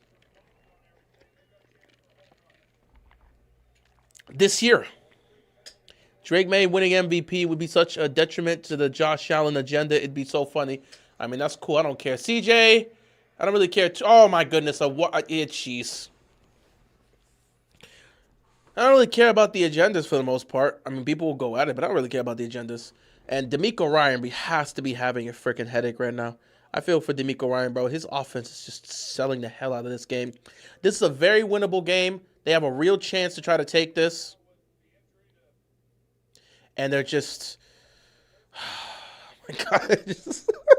This offense is selling. You are wide open. Catch the ball. 2nd and 10. I love your floppy hat. Thanks, man. It's my coach hat. It's my coach's hat. 2nd and 10. CJ, take off. And he's just going to get smoked.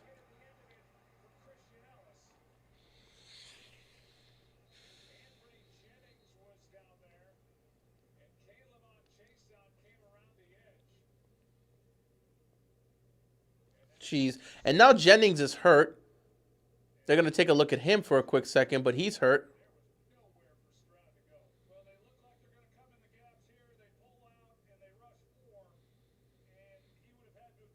This reminds me of the Kyle Buller years. Hey, keep it real. I'm hoping the Ravens get Mike McDaniels or Brian Flores for head coach. How about you? I don't really want Mike McDaniels as a head coach. I want him as my offensive coordinator. I don't really want Mike McDaniels as my head coach. I need a real leader of men that's going to bring a level of authority to these guys. I would take Brian Flores as my head coach because I want an authority figure that's going to get these guys together. So yeah, I ain't gonna lie. I wouldn't mind. I would love both. If we can get a timeline where we get both, I'll take it. I want McDaniels as my offensive coordinator. I don't want him as my head coach. And McDaniel, there was a report out there, I don't know if it's true or not, but there was a report out there that McDaniel would actually rather take a great offensive coordinator job over a decent or subpar head coaching job. I don't think he wants to go to a place without a quarterback or a place where the situation's not good. He'd rather just be an offensive coordinator and see how things pan out for him. And I hope that really is the case because I would love for him to be the guy for our offensive coordinator position, and I would love to have Brian Flores be the head coach so he can whip this defense into shape. But, things don't always go the way you want it to. We'll just see. I mean, within the coming weeks, we're going to figure out what our coaching staff's going to look like. But, yeah, I would prefer to have McDaniels as our offensive coordinator, and I would like to have Brian. If we're going to go offensive-minded, Clint Kubiak would be that number one choice, which means you don't need Mike McDaniels, and then you would look for whoever you want as your offense. He'll bring in his guys. If you're going to go offensive-minded head coach, Clint Kubiak's your guy. Defensive-minded head coach, I say either Brian Flores or Jesse Minter. Outside chance, Robert Salah, but I don't know about that one. If Lamar was under center, he'd play a lot better than CJ. Would he turn the ball over once or twice? Maybe, but never 5 times. Lamar's never turned the ball over 5 times in the game. We need authority here. We need authority. Yeah, this is disgusting work, John. This is disgusting work. This is embarrassing. This is embarrassing.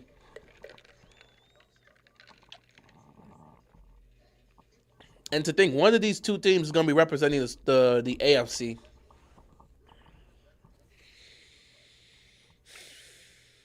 The Bills really fumbled. They at least could have got it done.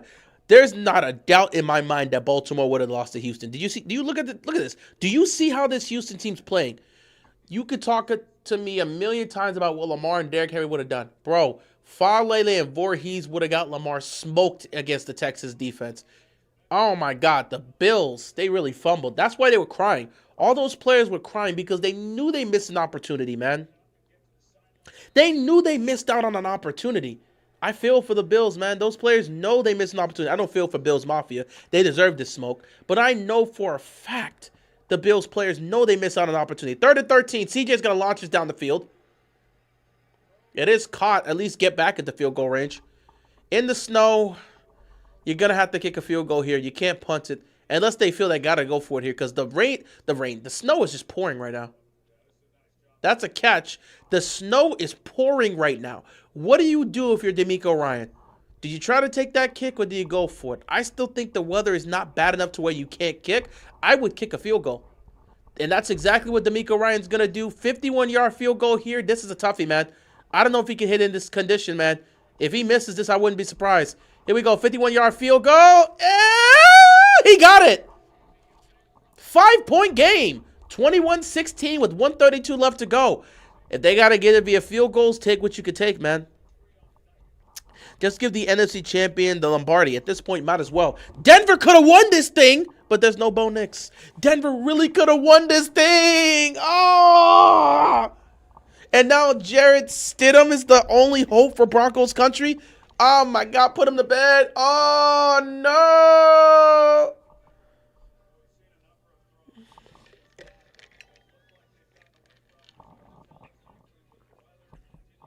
If the Rams win tonight, the NFC Championship will be the Super Bowl. Yeah, it will. It will. It absolutely will.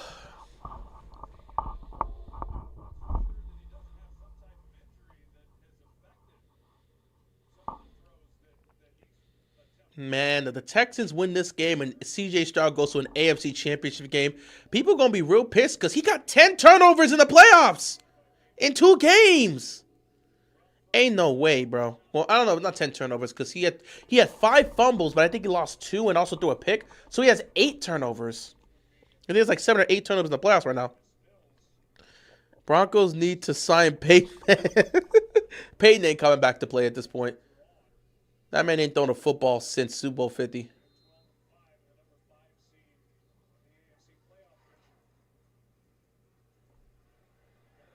I really hope they're looking to bring someone in. They can't just settle for Stidham. That's not going to win them anything. I really hope they bring somebody in. The Texans defense has been making stops right now. Houston's defense is doing their job. Patriots offense, they're struggling right now. They haven't really gotten anything going. They've scored 0 points in the second half. The Patriots offense has scored 0 points in this half so far. We're still in the third quarter, though. But 0 points scored.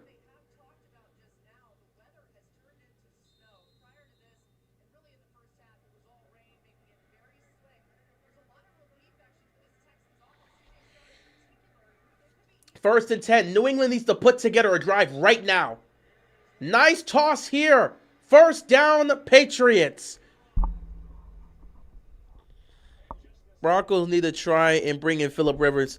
Dude, try and bring in anybody. The Texans have 14 first downs in this game. The Patriots have 7.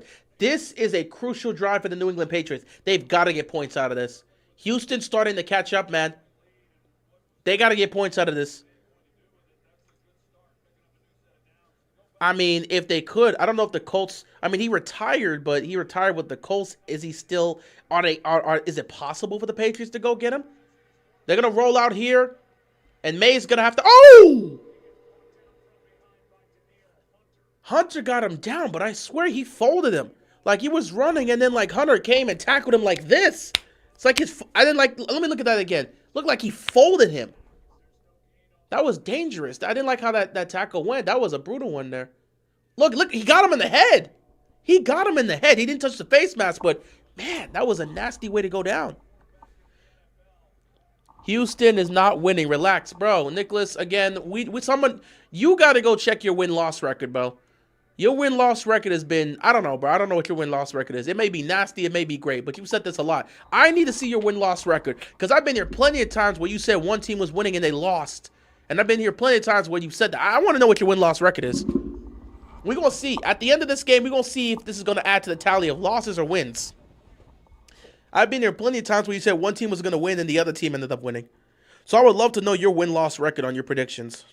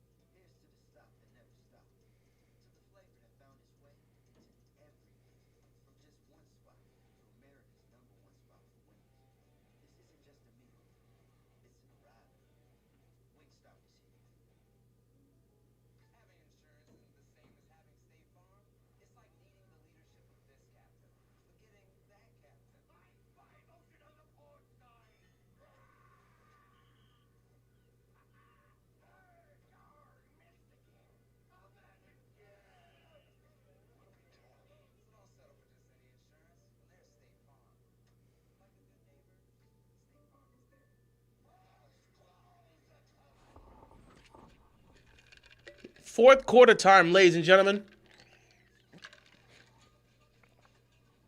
Ah, man, I got to be careful. I'm not trying to get a cold again. Daniel Hunter almost took May's head off. Yeah, that was dangerous. The way Houston plays, no way Pat's losing this. The way that defense is playing, Patriots about to lose this lead. They don't stop. You hate the Titans even more. They fired Mike Vrabel. I mean, he wasn't going to be able to do anything in Tennessee. He took that team. He did the very best, bro. Tennessee got to an they got to an AFC championship game. They got the number 1 seed and nearly went to another one. Vrabel did everything he possibly can to uplift that Titans team to a Super Bowl, and it just wasn't there. It just didn't happen. So, at the end of the day, you had to move on. It was probably dumb of them to do so, but, that's what it is.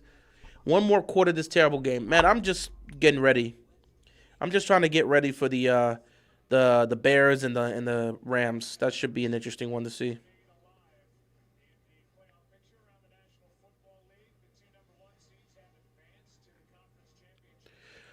Imagine the Bears and Texans Super Bowl.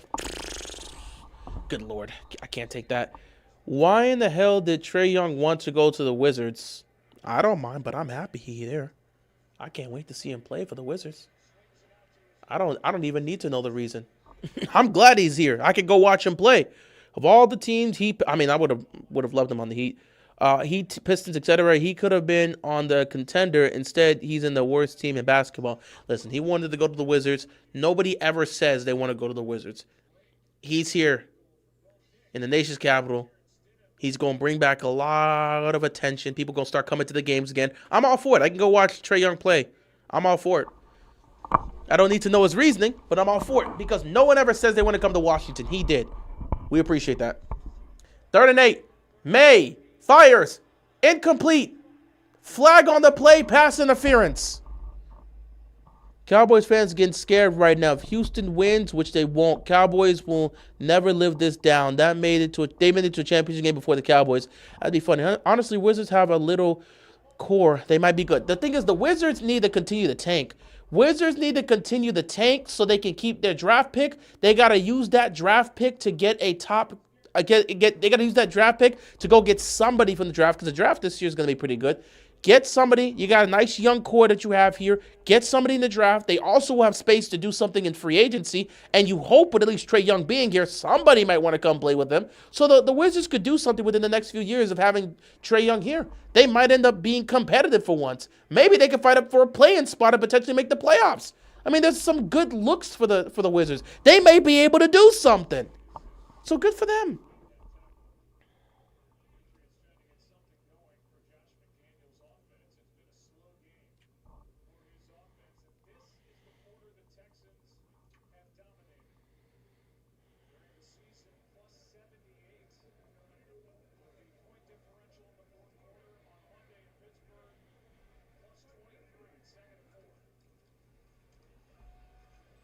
Oh, nice tackle. 2nd down here. Nice tackle. 3rd down coming up here for the Patriots. Broncos are really going to start Jarrett Stidham next week, bro. I don't care who you got to go off the street. Get somebody. The Wizards will get swept by the Thunder in the finals. The Wizards ain't going to the finals, so ain't got to worry about that. The Wizards in the finals is crazy. We trying to talk about playoffs. Wizards ain't going to no finals.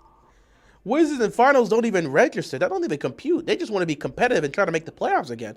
They haven't been able to do that since the end of the John Wall days and the 1 year you had Russell Westbrook and he's going for it all. He's going for it all. Oh, what a catch! Oh my God, what a catch for the touchdown! That was an amazing catch. Touchdown Patriots. What a catch! Oh my God, he one-handed that. Oh my God, that was beautiful. That is the best catch anybody's made all postseason. What a catch. Oh my God, that was beautiful. Oh, that was beautiful. That's going to end it for Houston here. Texans are done. Texans are done. He maintained control. That's a touchdown. Oh my goodness, that was a beautiful catch. Wow. Yeah, Patriots going to the title game. D'Amico Ryan can't believe it, bro. I feel bad for this guy. They're gonna review it, but I think he maintains possession, man. I feel bad for D'Amico Ryan, bro. His offense has sold him all game. His defense has done their job.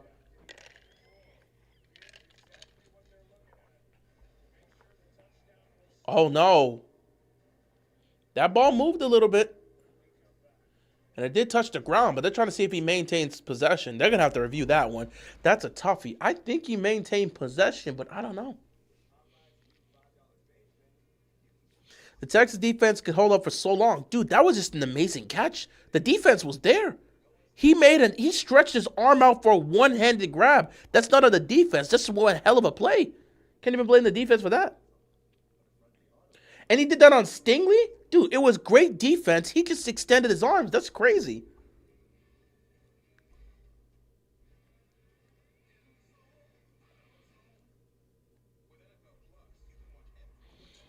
Man, this is crazy. But they're reviewing that right now. So let me go check some stuff here. Um hmm.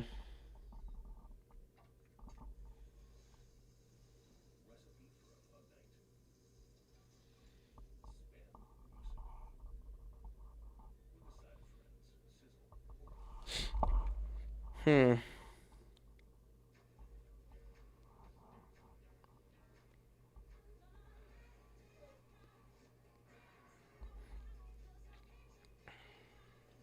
This is Yeah, they're checking this right now. This is huge. Absolutely huge right now.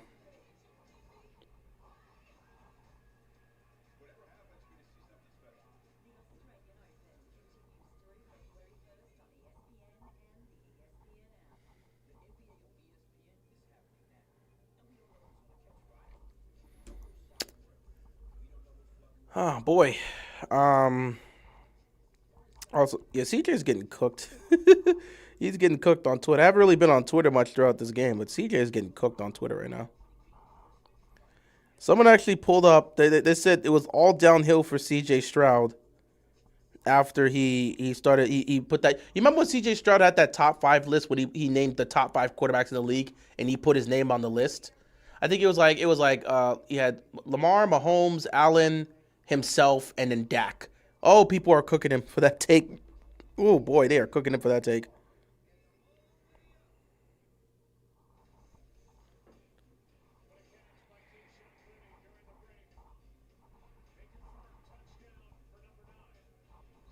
It has been confirmed. Touchdown, Patriots.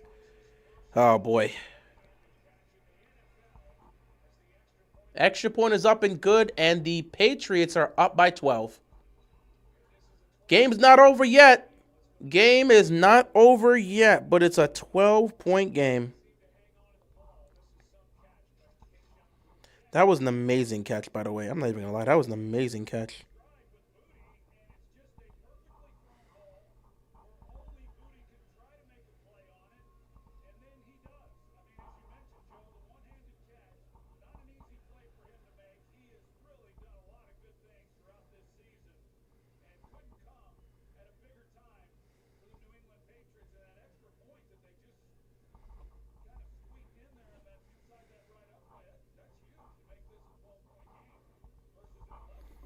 Oh man, that was disgusting.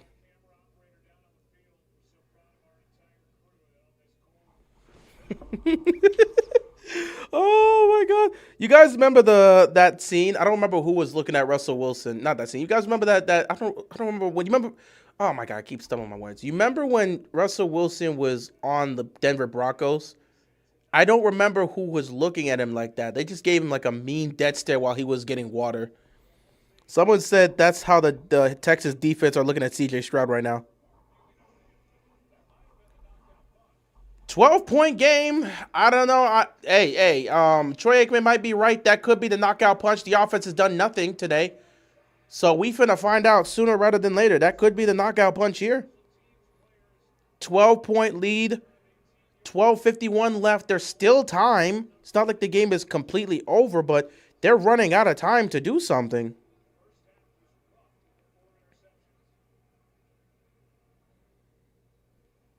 You got to get something going if you're CJ Stroud.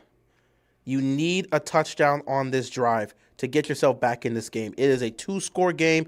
You cannot afford to not score here. I'm just saying it's a 2-score game. You got to score here. First down and 10. CJ under center. They're going to toss it here. That's a dangerous play to run for a toss. Going to pick up a few yards here. Second down coming up here for the Texans. Time is running out here. They're going to have to be able to make... They got to get this done here, man. They got to put together a touchdown drive and get themselves back into this. Otherwise, the season is over. And this Texas defense has played a hell of a game. Not even mad at him. Like I can't be mad at him. I can't be mad at anybody on the defense, man. They've played a hell of a game today.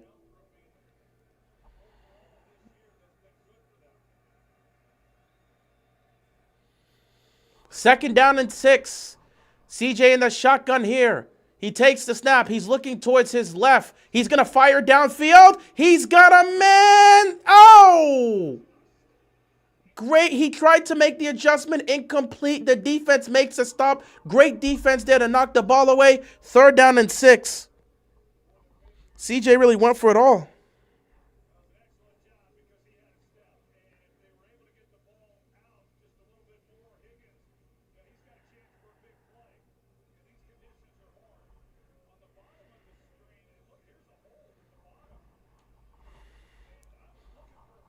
There should have been a flag. That's a hold right there. The refs missed a holding call. The refs missed a holding call.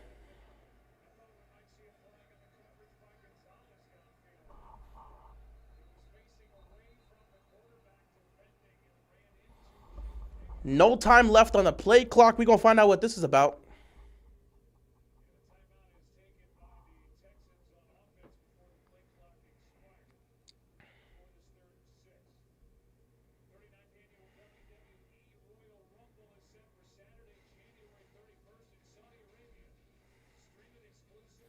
Oh, yeah. Royal Rumble. People are not happy about that news.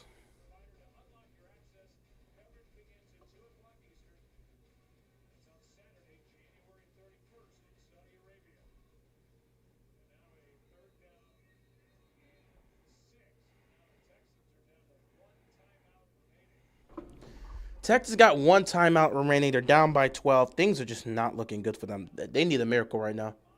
Am I going to stream the Rams? I was like, are you going to end stream before the Rams game or just keep on streaming?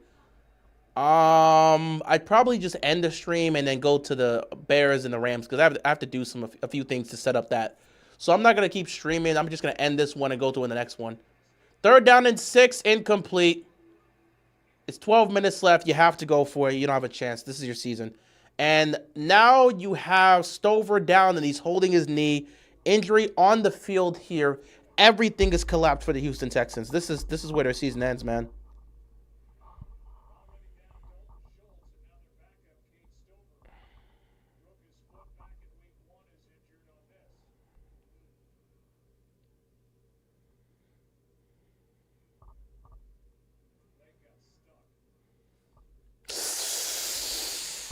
Oh my God. Yeah, that's a brutal one.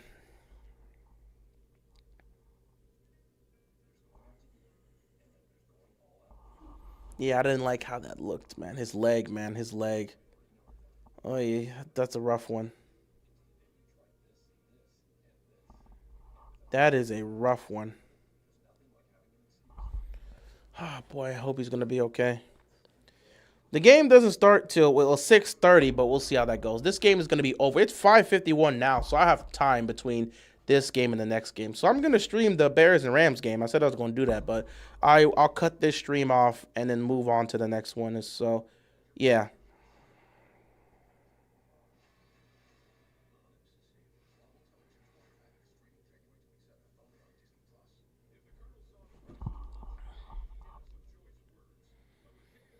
Everything's gone to hell, man. I'm not gonna lie. Everything's gone to hell for the Houston Texans, man. It's a 4th and 6 now. They have to convert this. They can't punt the football here, man. Actually, they still can. I'm not even gonna say they should go for it here. I think they gotta trust in that defense. That's all they have, man. They have to trust in that defense to get it done. They don't got a choice. Defense got to lock in, and they can't afford to give up another touchdown like this, man. Oh, my goodness, bro. This is crazy. This is crazy, man. This is crazy.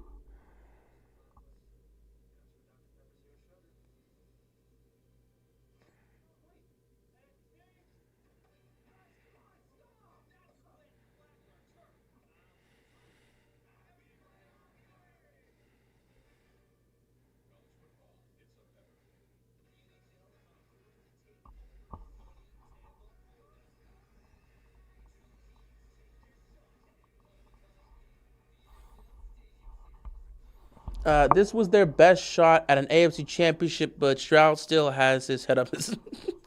You're not wrong. I can't even lie. Questions have to be made. If you're a Texans fan, you gotta start looking at CJ Stroud and say, bro, how are you this bad? Like your defense is trying to save us, and you're playing like this. Yeah, you got to start questioning CJ Stroud. Game over. They just punted. They didn't. I'm not gonna lie, Kevin. They have no choice but to punt. It's 12 minutes left in the game. It's a 12-point game. They got no choice but to punt. They gotta hope and believe in their defense. Can they get there? He saved it. Now look at this. They're gonna have this ball around the 4-yard line. Great job on special teams. You gotta put the faith in your defense and hope that they can hold up here, because that's the only thing that's saving you. You gotta hope your defense can hold up.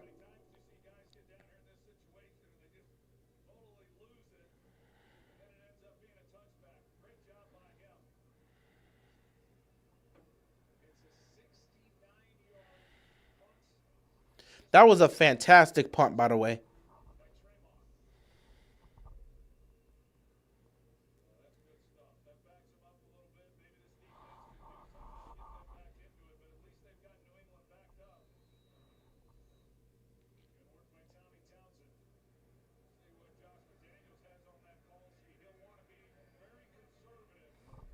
All right, here we go. 1st and 10. Defense has to hold here. And that was a great run on 1st down. Defense about to jump CJ Stroud in the locker room. Couldn't even be mad at that. Come on, dude. Just put what now?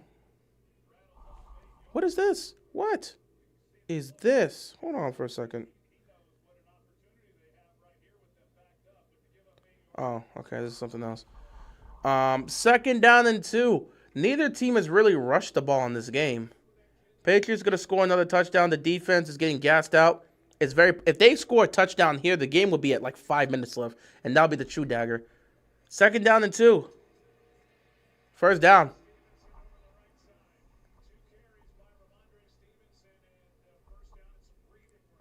Yeah, it looks like it's about to end here.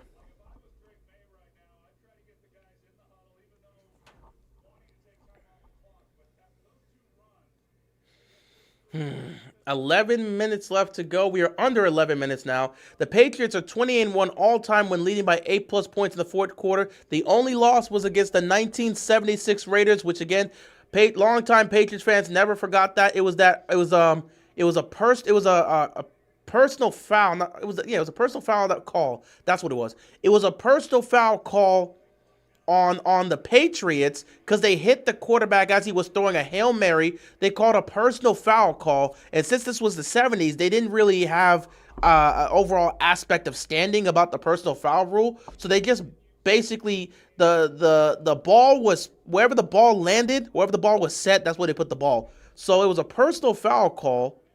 It's the 70s. Rules are still trying to be established.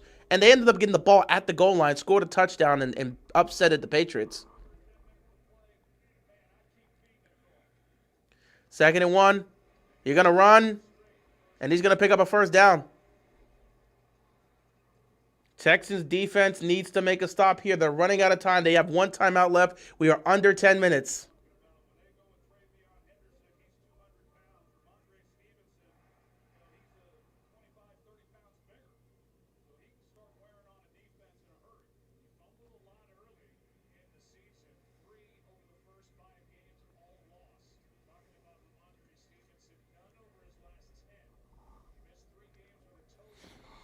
First and 10 here for the Patriots. 9:20 left to go. They're just running the hell out of this football right now. And the Texans defense is gassed. They're giving up yardage on every run. 5-yard pickup here. 2nd and 5.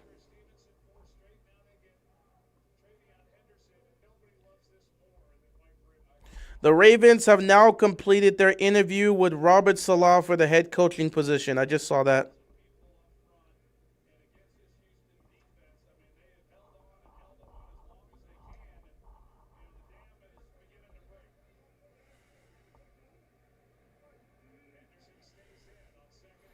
Second and 4. They're going to run it again. Texas defense finally makes a stop in the run game.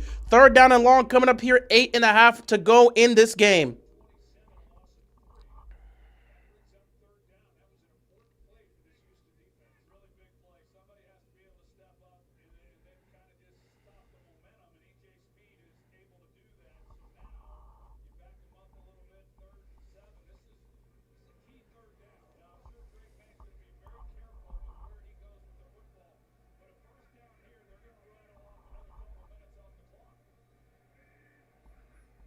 Third and 7. Here we go. Can they get this?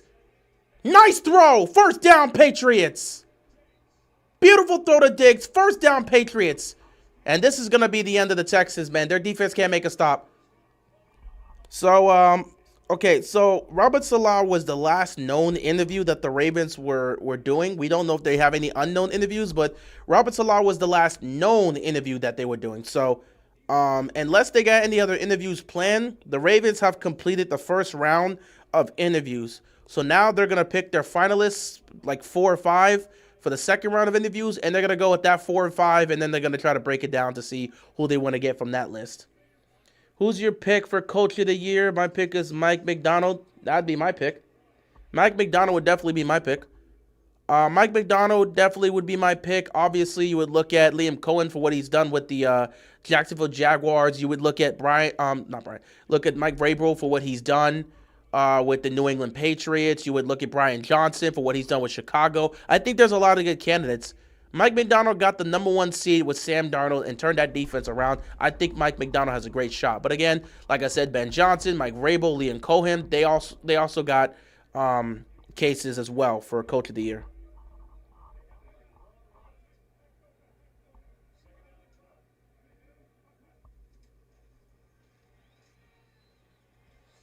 Second and 12, they're going to run it and pick up a few yards. 3rd down coming up here for the Patriots. 6.5 left to go in this game. Texas defense needs to stop now. They cannot afford this game to continue. They cannot afford this clock to continue to wind down. They need to stop, and they need to stop now. They only got 1 timeout left. They pick up another 1st down. This game is all she wrote.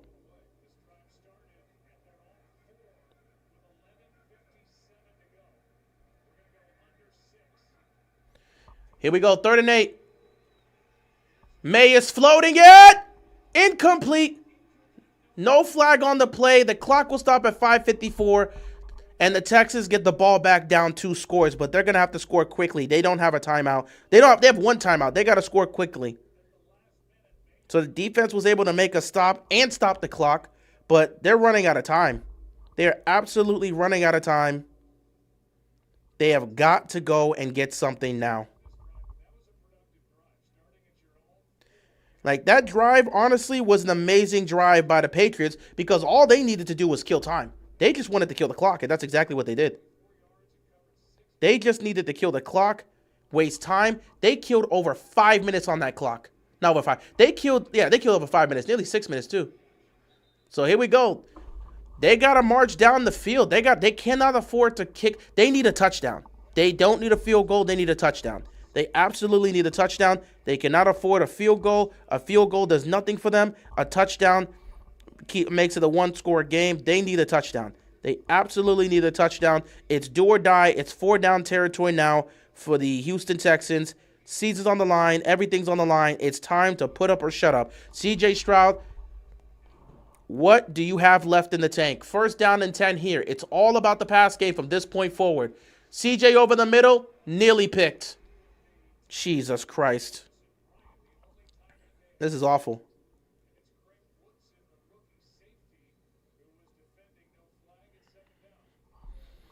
Second and 10, 5:44 left to go. New England is most likely advancing at this point. It's over for Houston, but they still got to at least fight to the bitter end.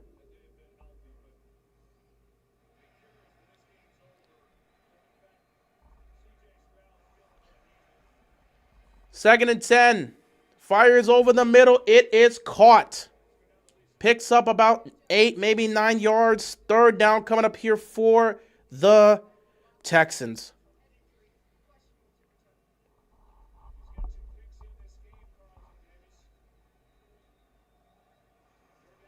Third and 1, they just take the check down and pick up the first down and move the chains.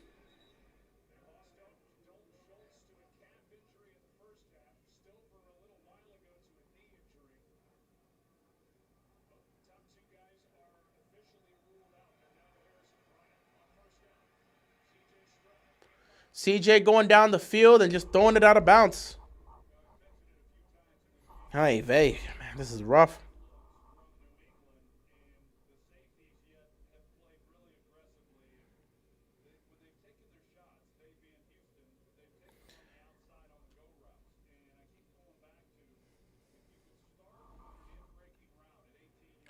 Man, watching these defenses, man, really got me feeling some type of way.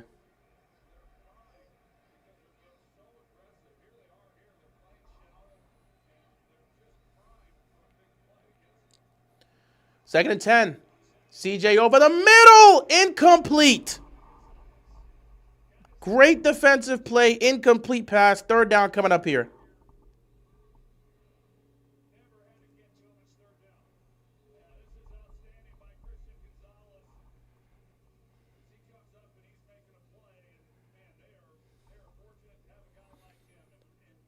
Man, it is just pouring. The snow is just pouring.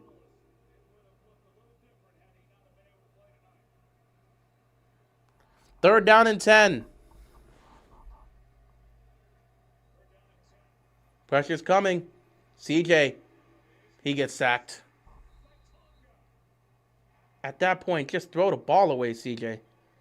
And this is the season, this is the game, and the Patriots at this point, it all comes down to this. The snow is pouring, and it comes down to this. 4th and 18 with 4.5 left to go. The Texans season is right. You're not punting this football.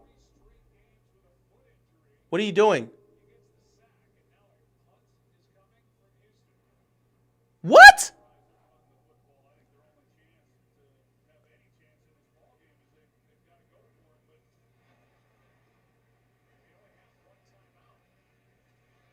Why the hell are they punting?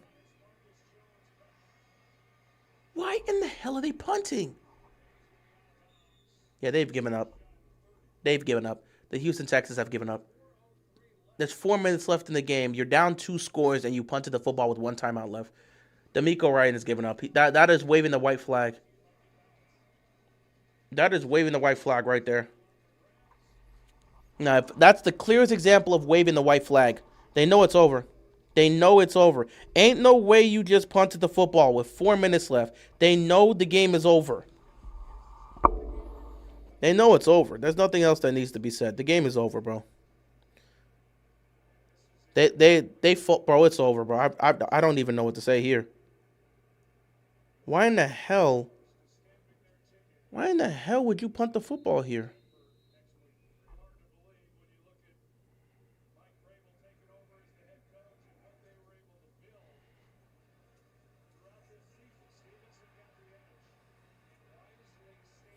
Yeah, the Texans quit. Told you teams like Houston don't belong, and then why are they in the league? At this point, I want more competitiveness. Get rid of the teams that don't belong then. We don't need to have 32 teams. If what you say is true, we don't need 32 teams then. We don't need 32 teams. Get them out the league. If what you say is true, we don't need 32 teams. Get them out the league.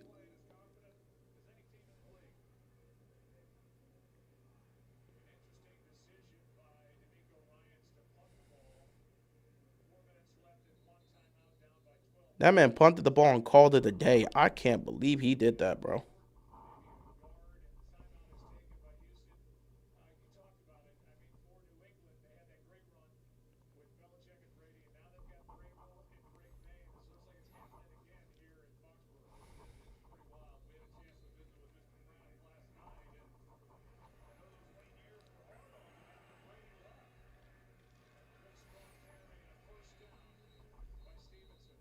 I don't know what it's gonna take, bro. But I don't know. I don't know.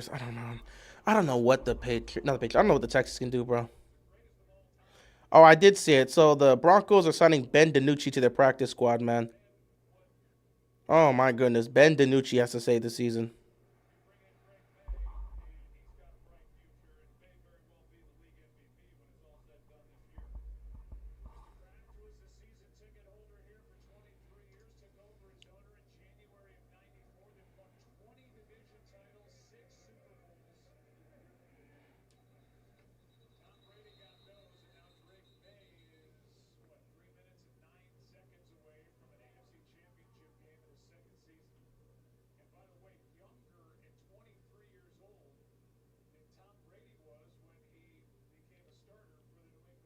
That's great. The Evil Empire is officially back, guys. Drake May is the new Tom Brady. Yeah, I spoke about it a while back. They finished interviewing Salah. They've interviewed all their guys for the first round, so now they're gonna have to cut it down and take a look at their second round guys in terms of the guys they want to bring in. Oof. Well, guys, the Evil Empire is back. I don't know if there's anything that needs to be said. The Evil Empire is back because Ben DiNucci is not saving the Broncos, and neither is Jarrett Stidham. So this Patriots team is going to the Super Bowl now. Patriots are going to the Super Bowl. The Broncos is gone with Bo Nix. Patriots going to the Super Bowl. I don't know if they're gonna win it. The Patriots going to the Super Bowl, and Drake May, let it win. If he wins MVP, bro, you could put him in some very top, interesting conversations. I don't know how you could not put him in those high level competitions, high level conversations. I don't know what the Ravens are gonna do, but we'll have to see. But the Evil Empire is back. I don't see them winning the Super Bowl, but if it ends up being the Rams, oh god.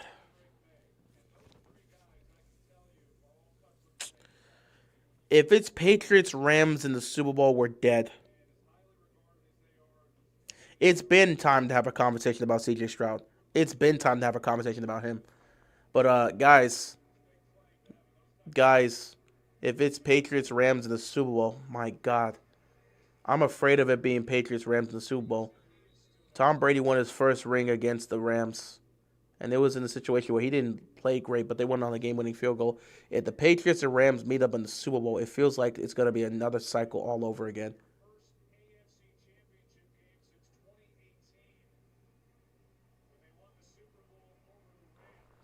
Oh my God. The evil empire has returned. It took 8 years. Not 8 years. It took 7 years because the last time Brady was there was in 2019. It took 6, 7 years, but the evil empire has returned. We're all in trouble, bro. Like we were laughing about we were laughing Chiefs Empire's dead and all this other stuff. If the Patriots return to form with Drake May, we're cooked. And y'all can say whatever you want about Drake May, bro. He's about unless Denver somehow pulls off the upset with freaking Jarrett Stidham or Ben DiNucci, the Patriots are going to the Super Bowl. It took them a while to rebuild after Brady left.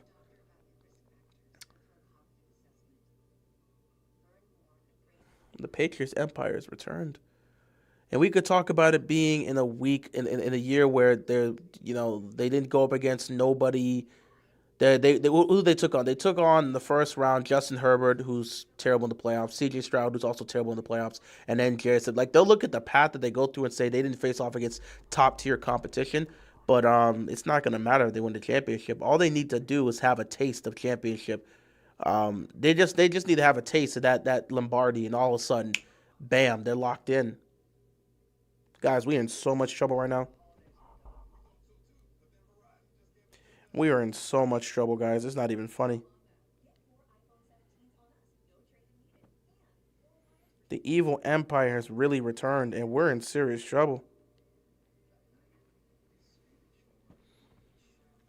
Drake May isn't Brady, but at the same time, this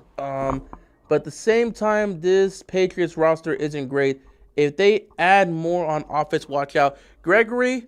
Tom Brady wasn't Tom Brady in this first championship. They were not what you expected them to be in their first championship, and they barely pulled off the upset against a team that was expected to dominate them. Again, if this Patriots team gets to the Super Bowl and beats the Rams or the Seahawks or maybe Chicago, that's going to be huge. Jackson Dart is not Eli Manning, so we're not even doing that. If anything, people were making the Daniel Jones comparisons. But yeah, like legitimately, Tom Brady was not Tom Brady until his third Super Bowl. Those first two Super Bowl rings, he didn't play great, and he played solid. He didn't look like the Tom Brady we knew. If this team gets to the Super Bowl and wins a championship,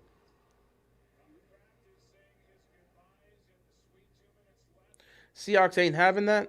I mean, we'll see. We'll see. We all lose when Boston wins.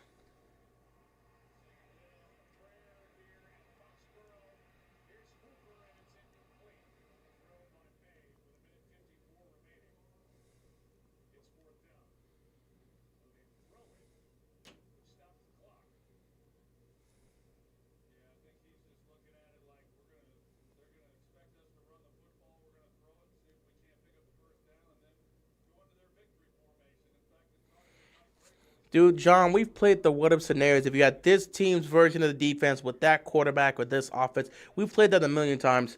You don't think I want? I wish we would have had 2024 Lamar with the 2023 Ravens defense. We would have won the Super Bowl.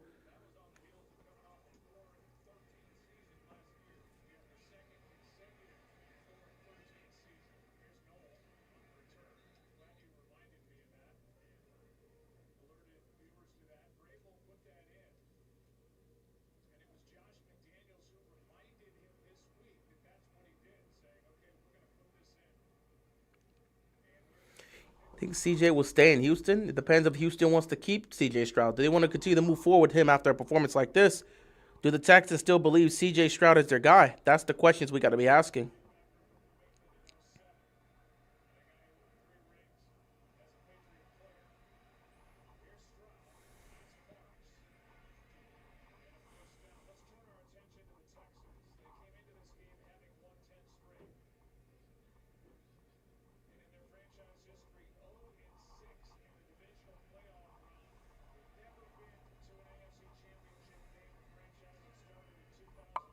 Never been to a championship game. That ain't changing today, man. I feel bad.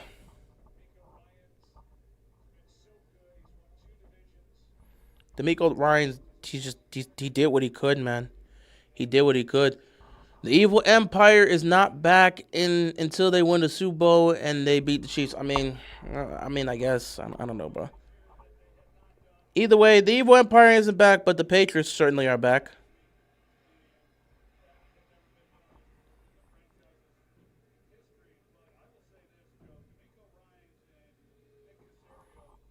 This was bad. I feel bad for this team's defense. Did everything possible and it wasn't even close to enough. I told you they were not going to be able to carry CJ Stroud to a championship. He was so awful. He cost these guys, and I feel so bad for that defense. I would, if I was that defense, man, I swear I'd be looking at CJ Stroud differently after this game. We thought you were the guy, and you showed us you weren't. This could have been the year, man.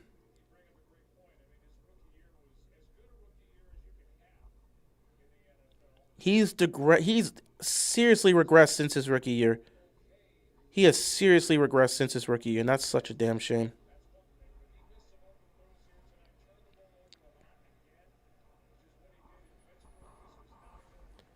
Not at all.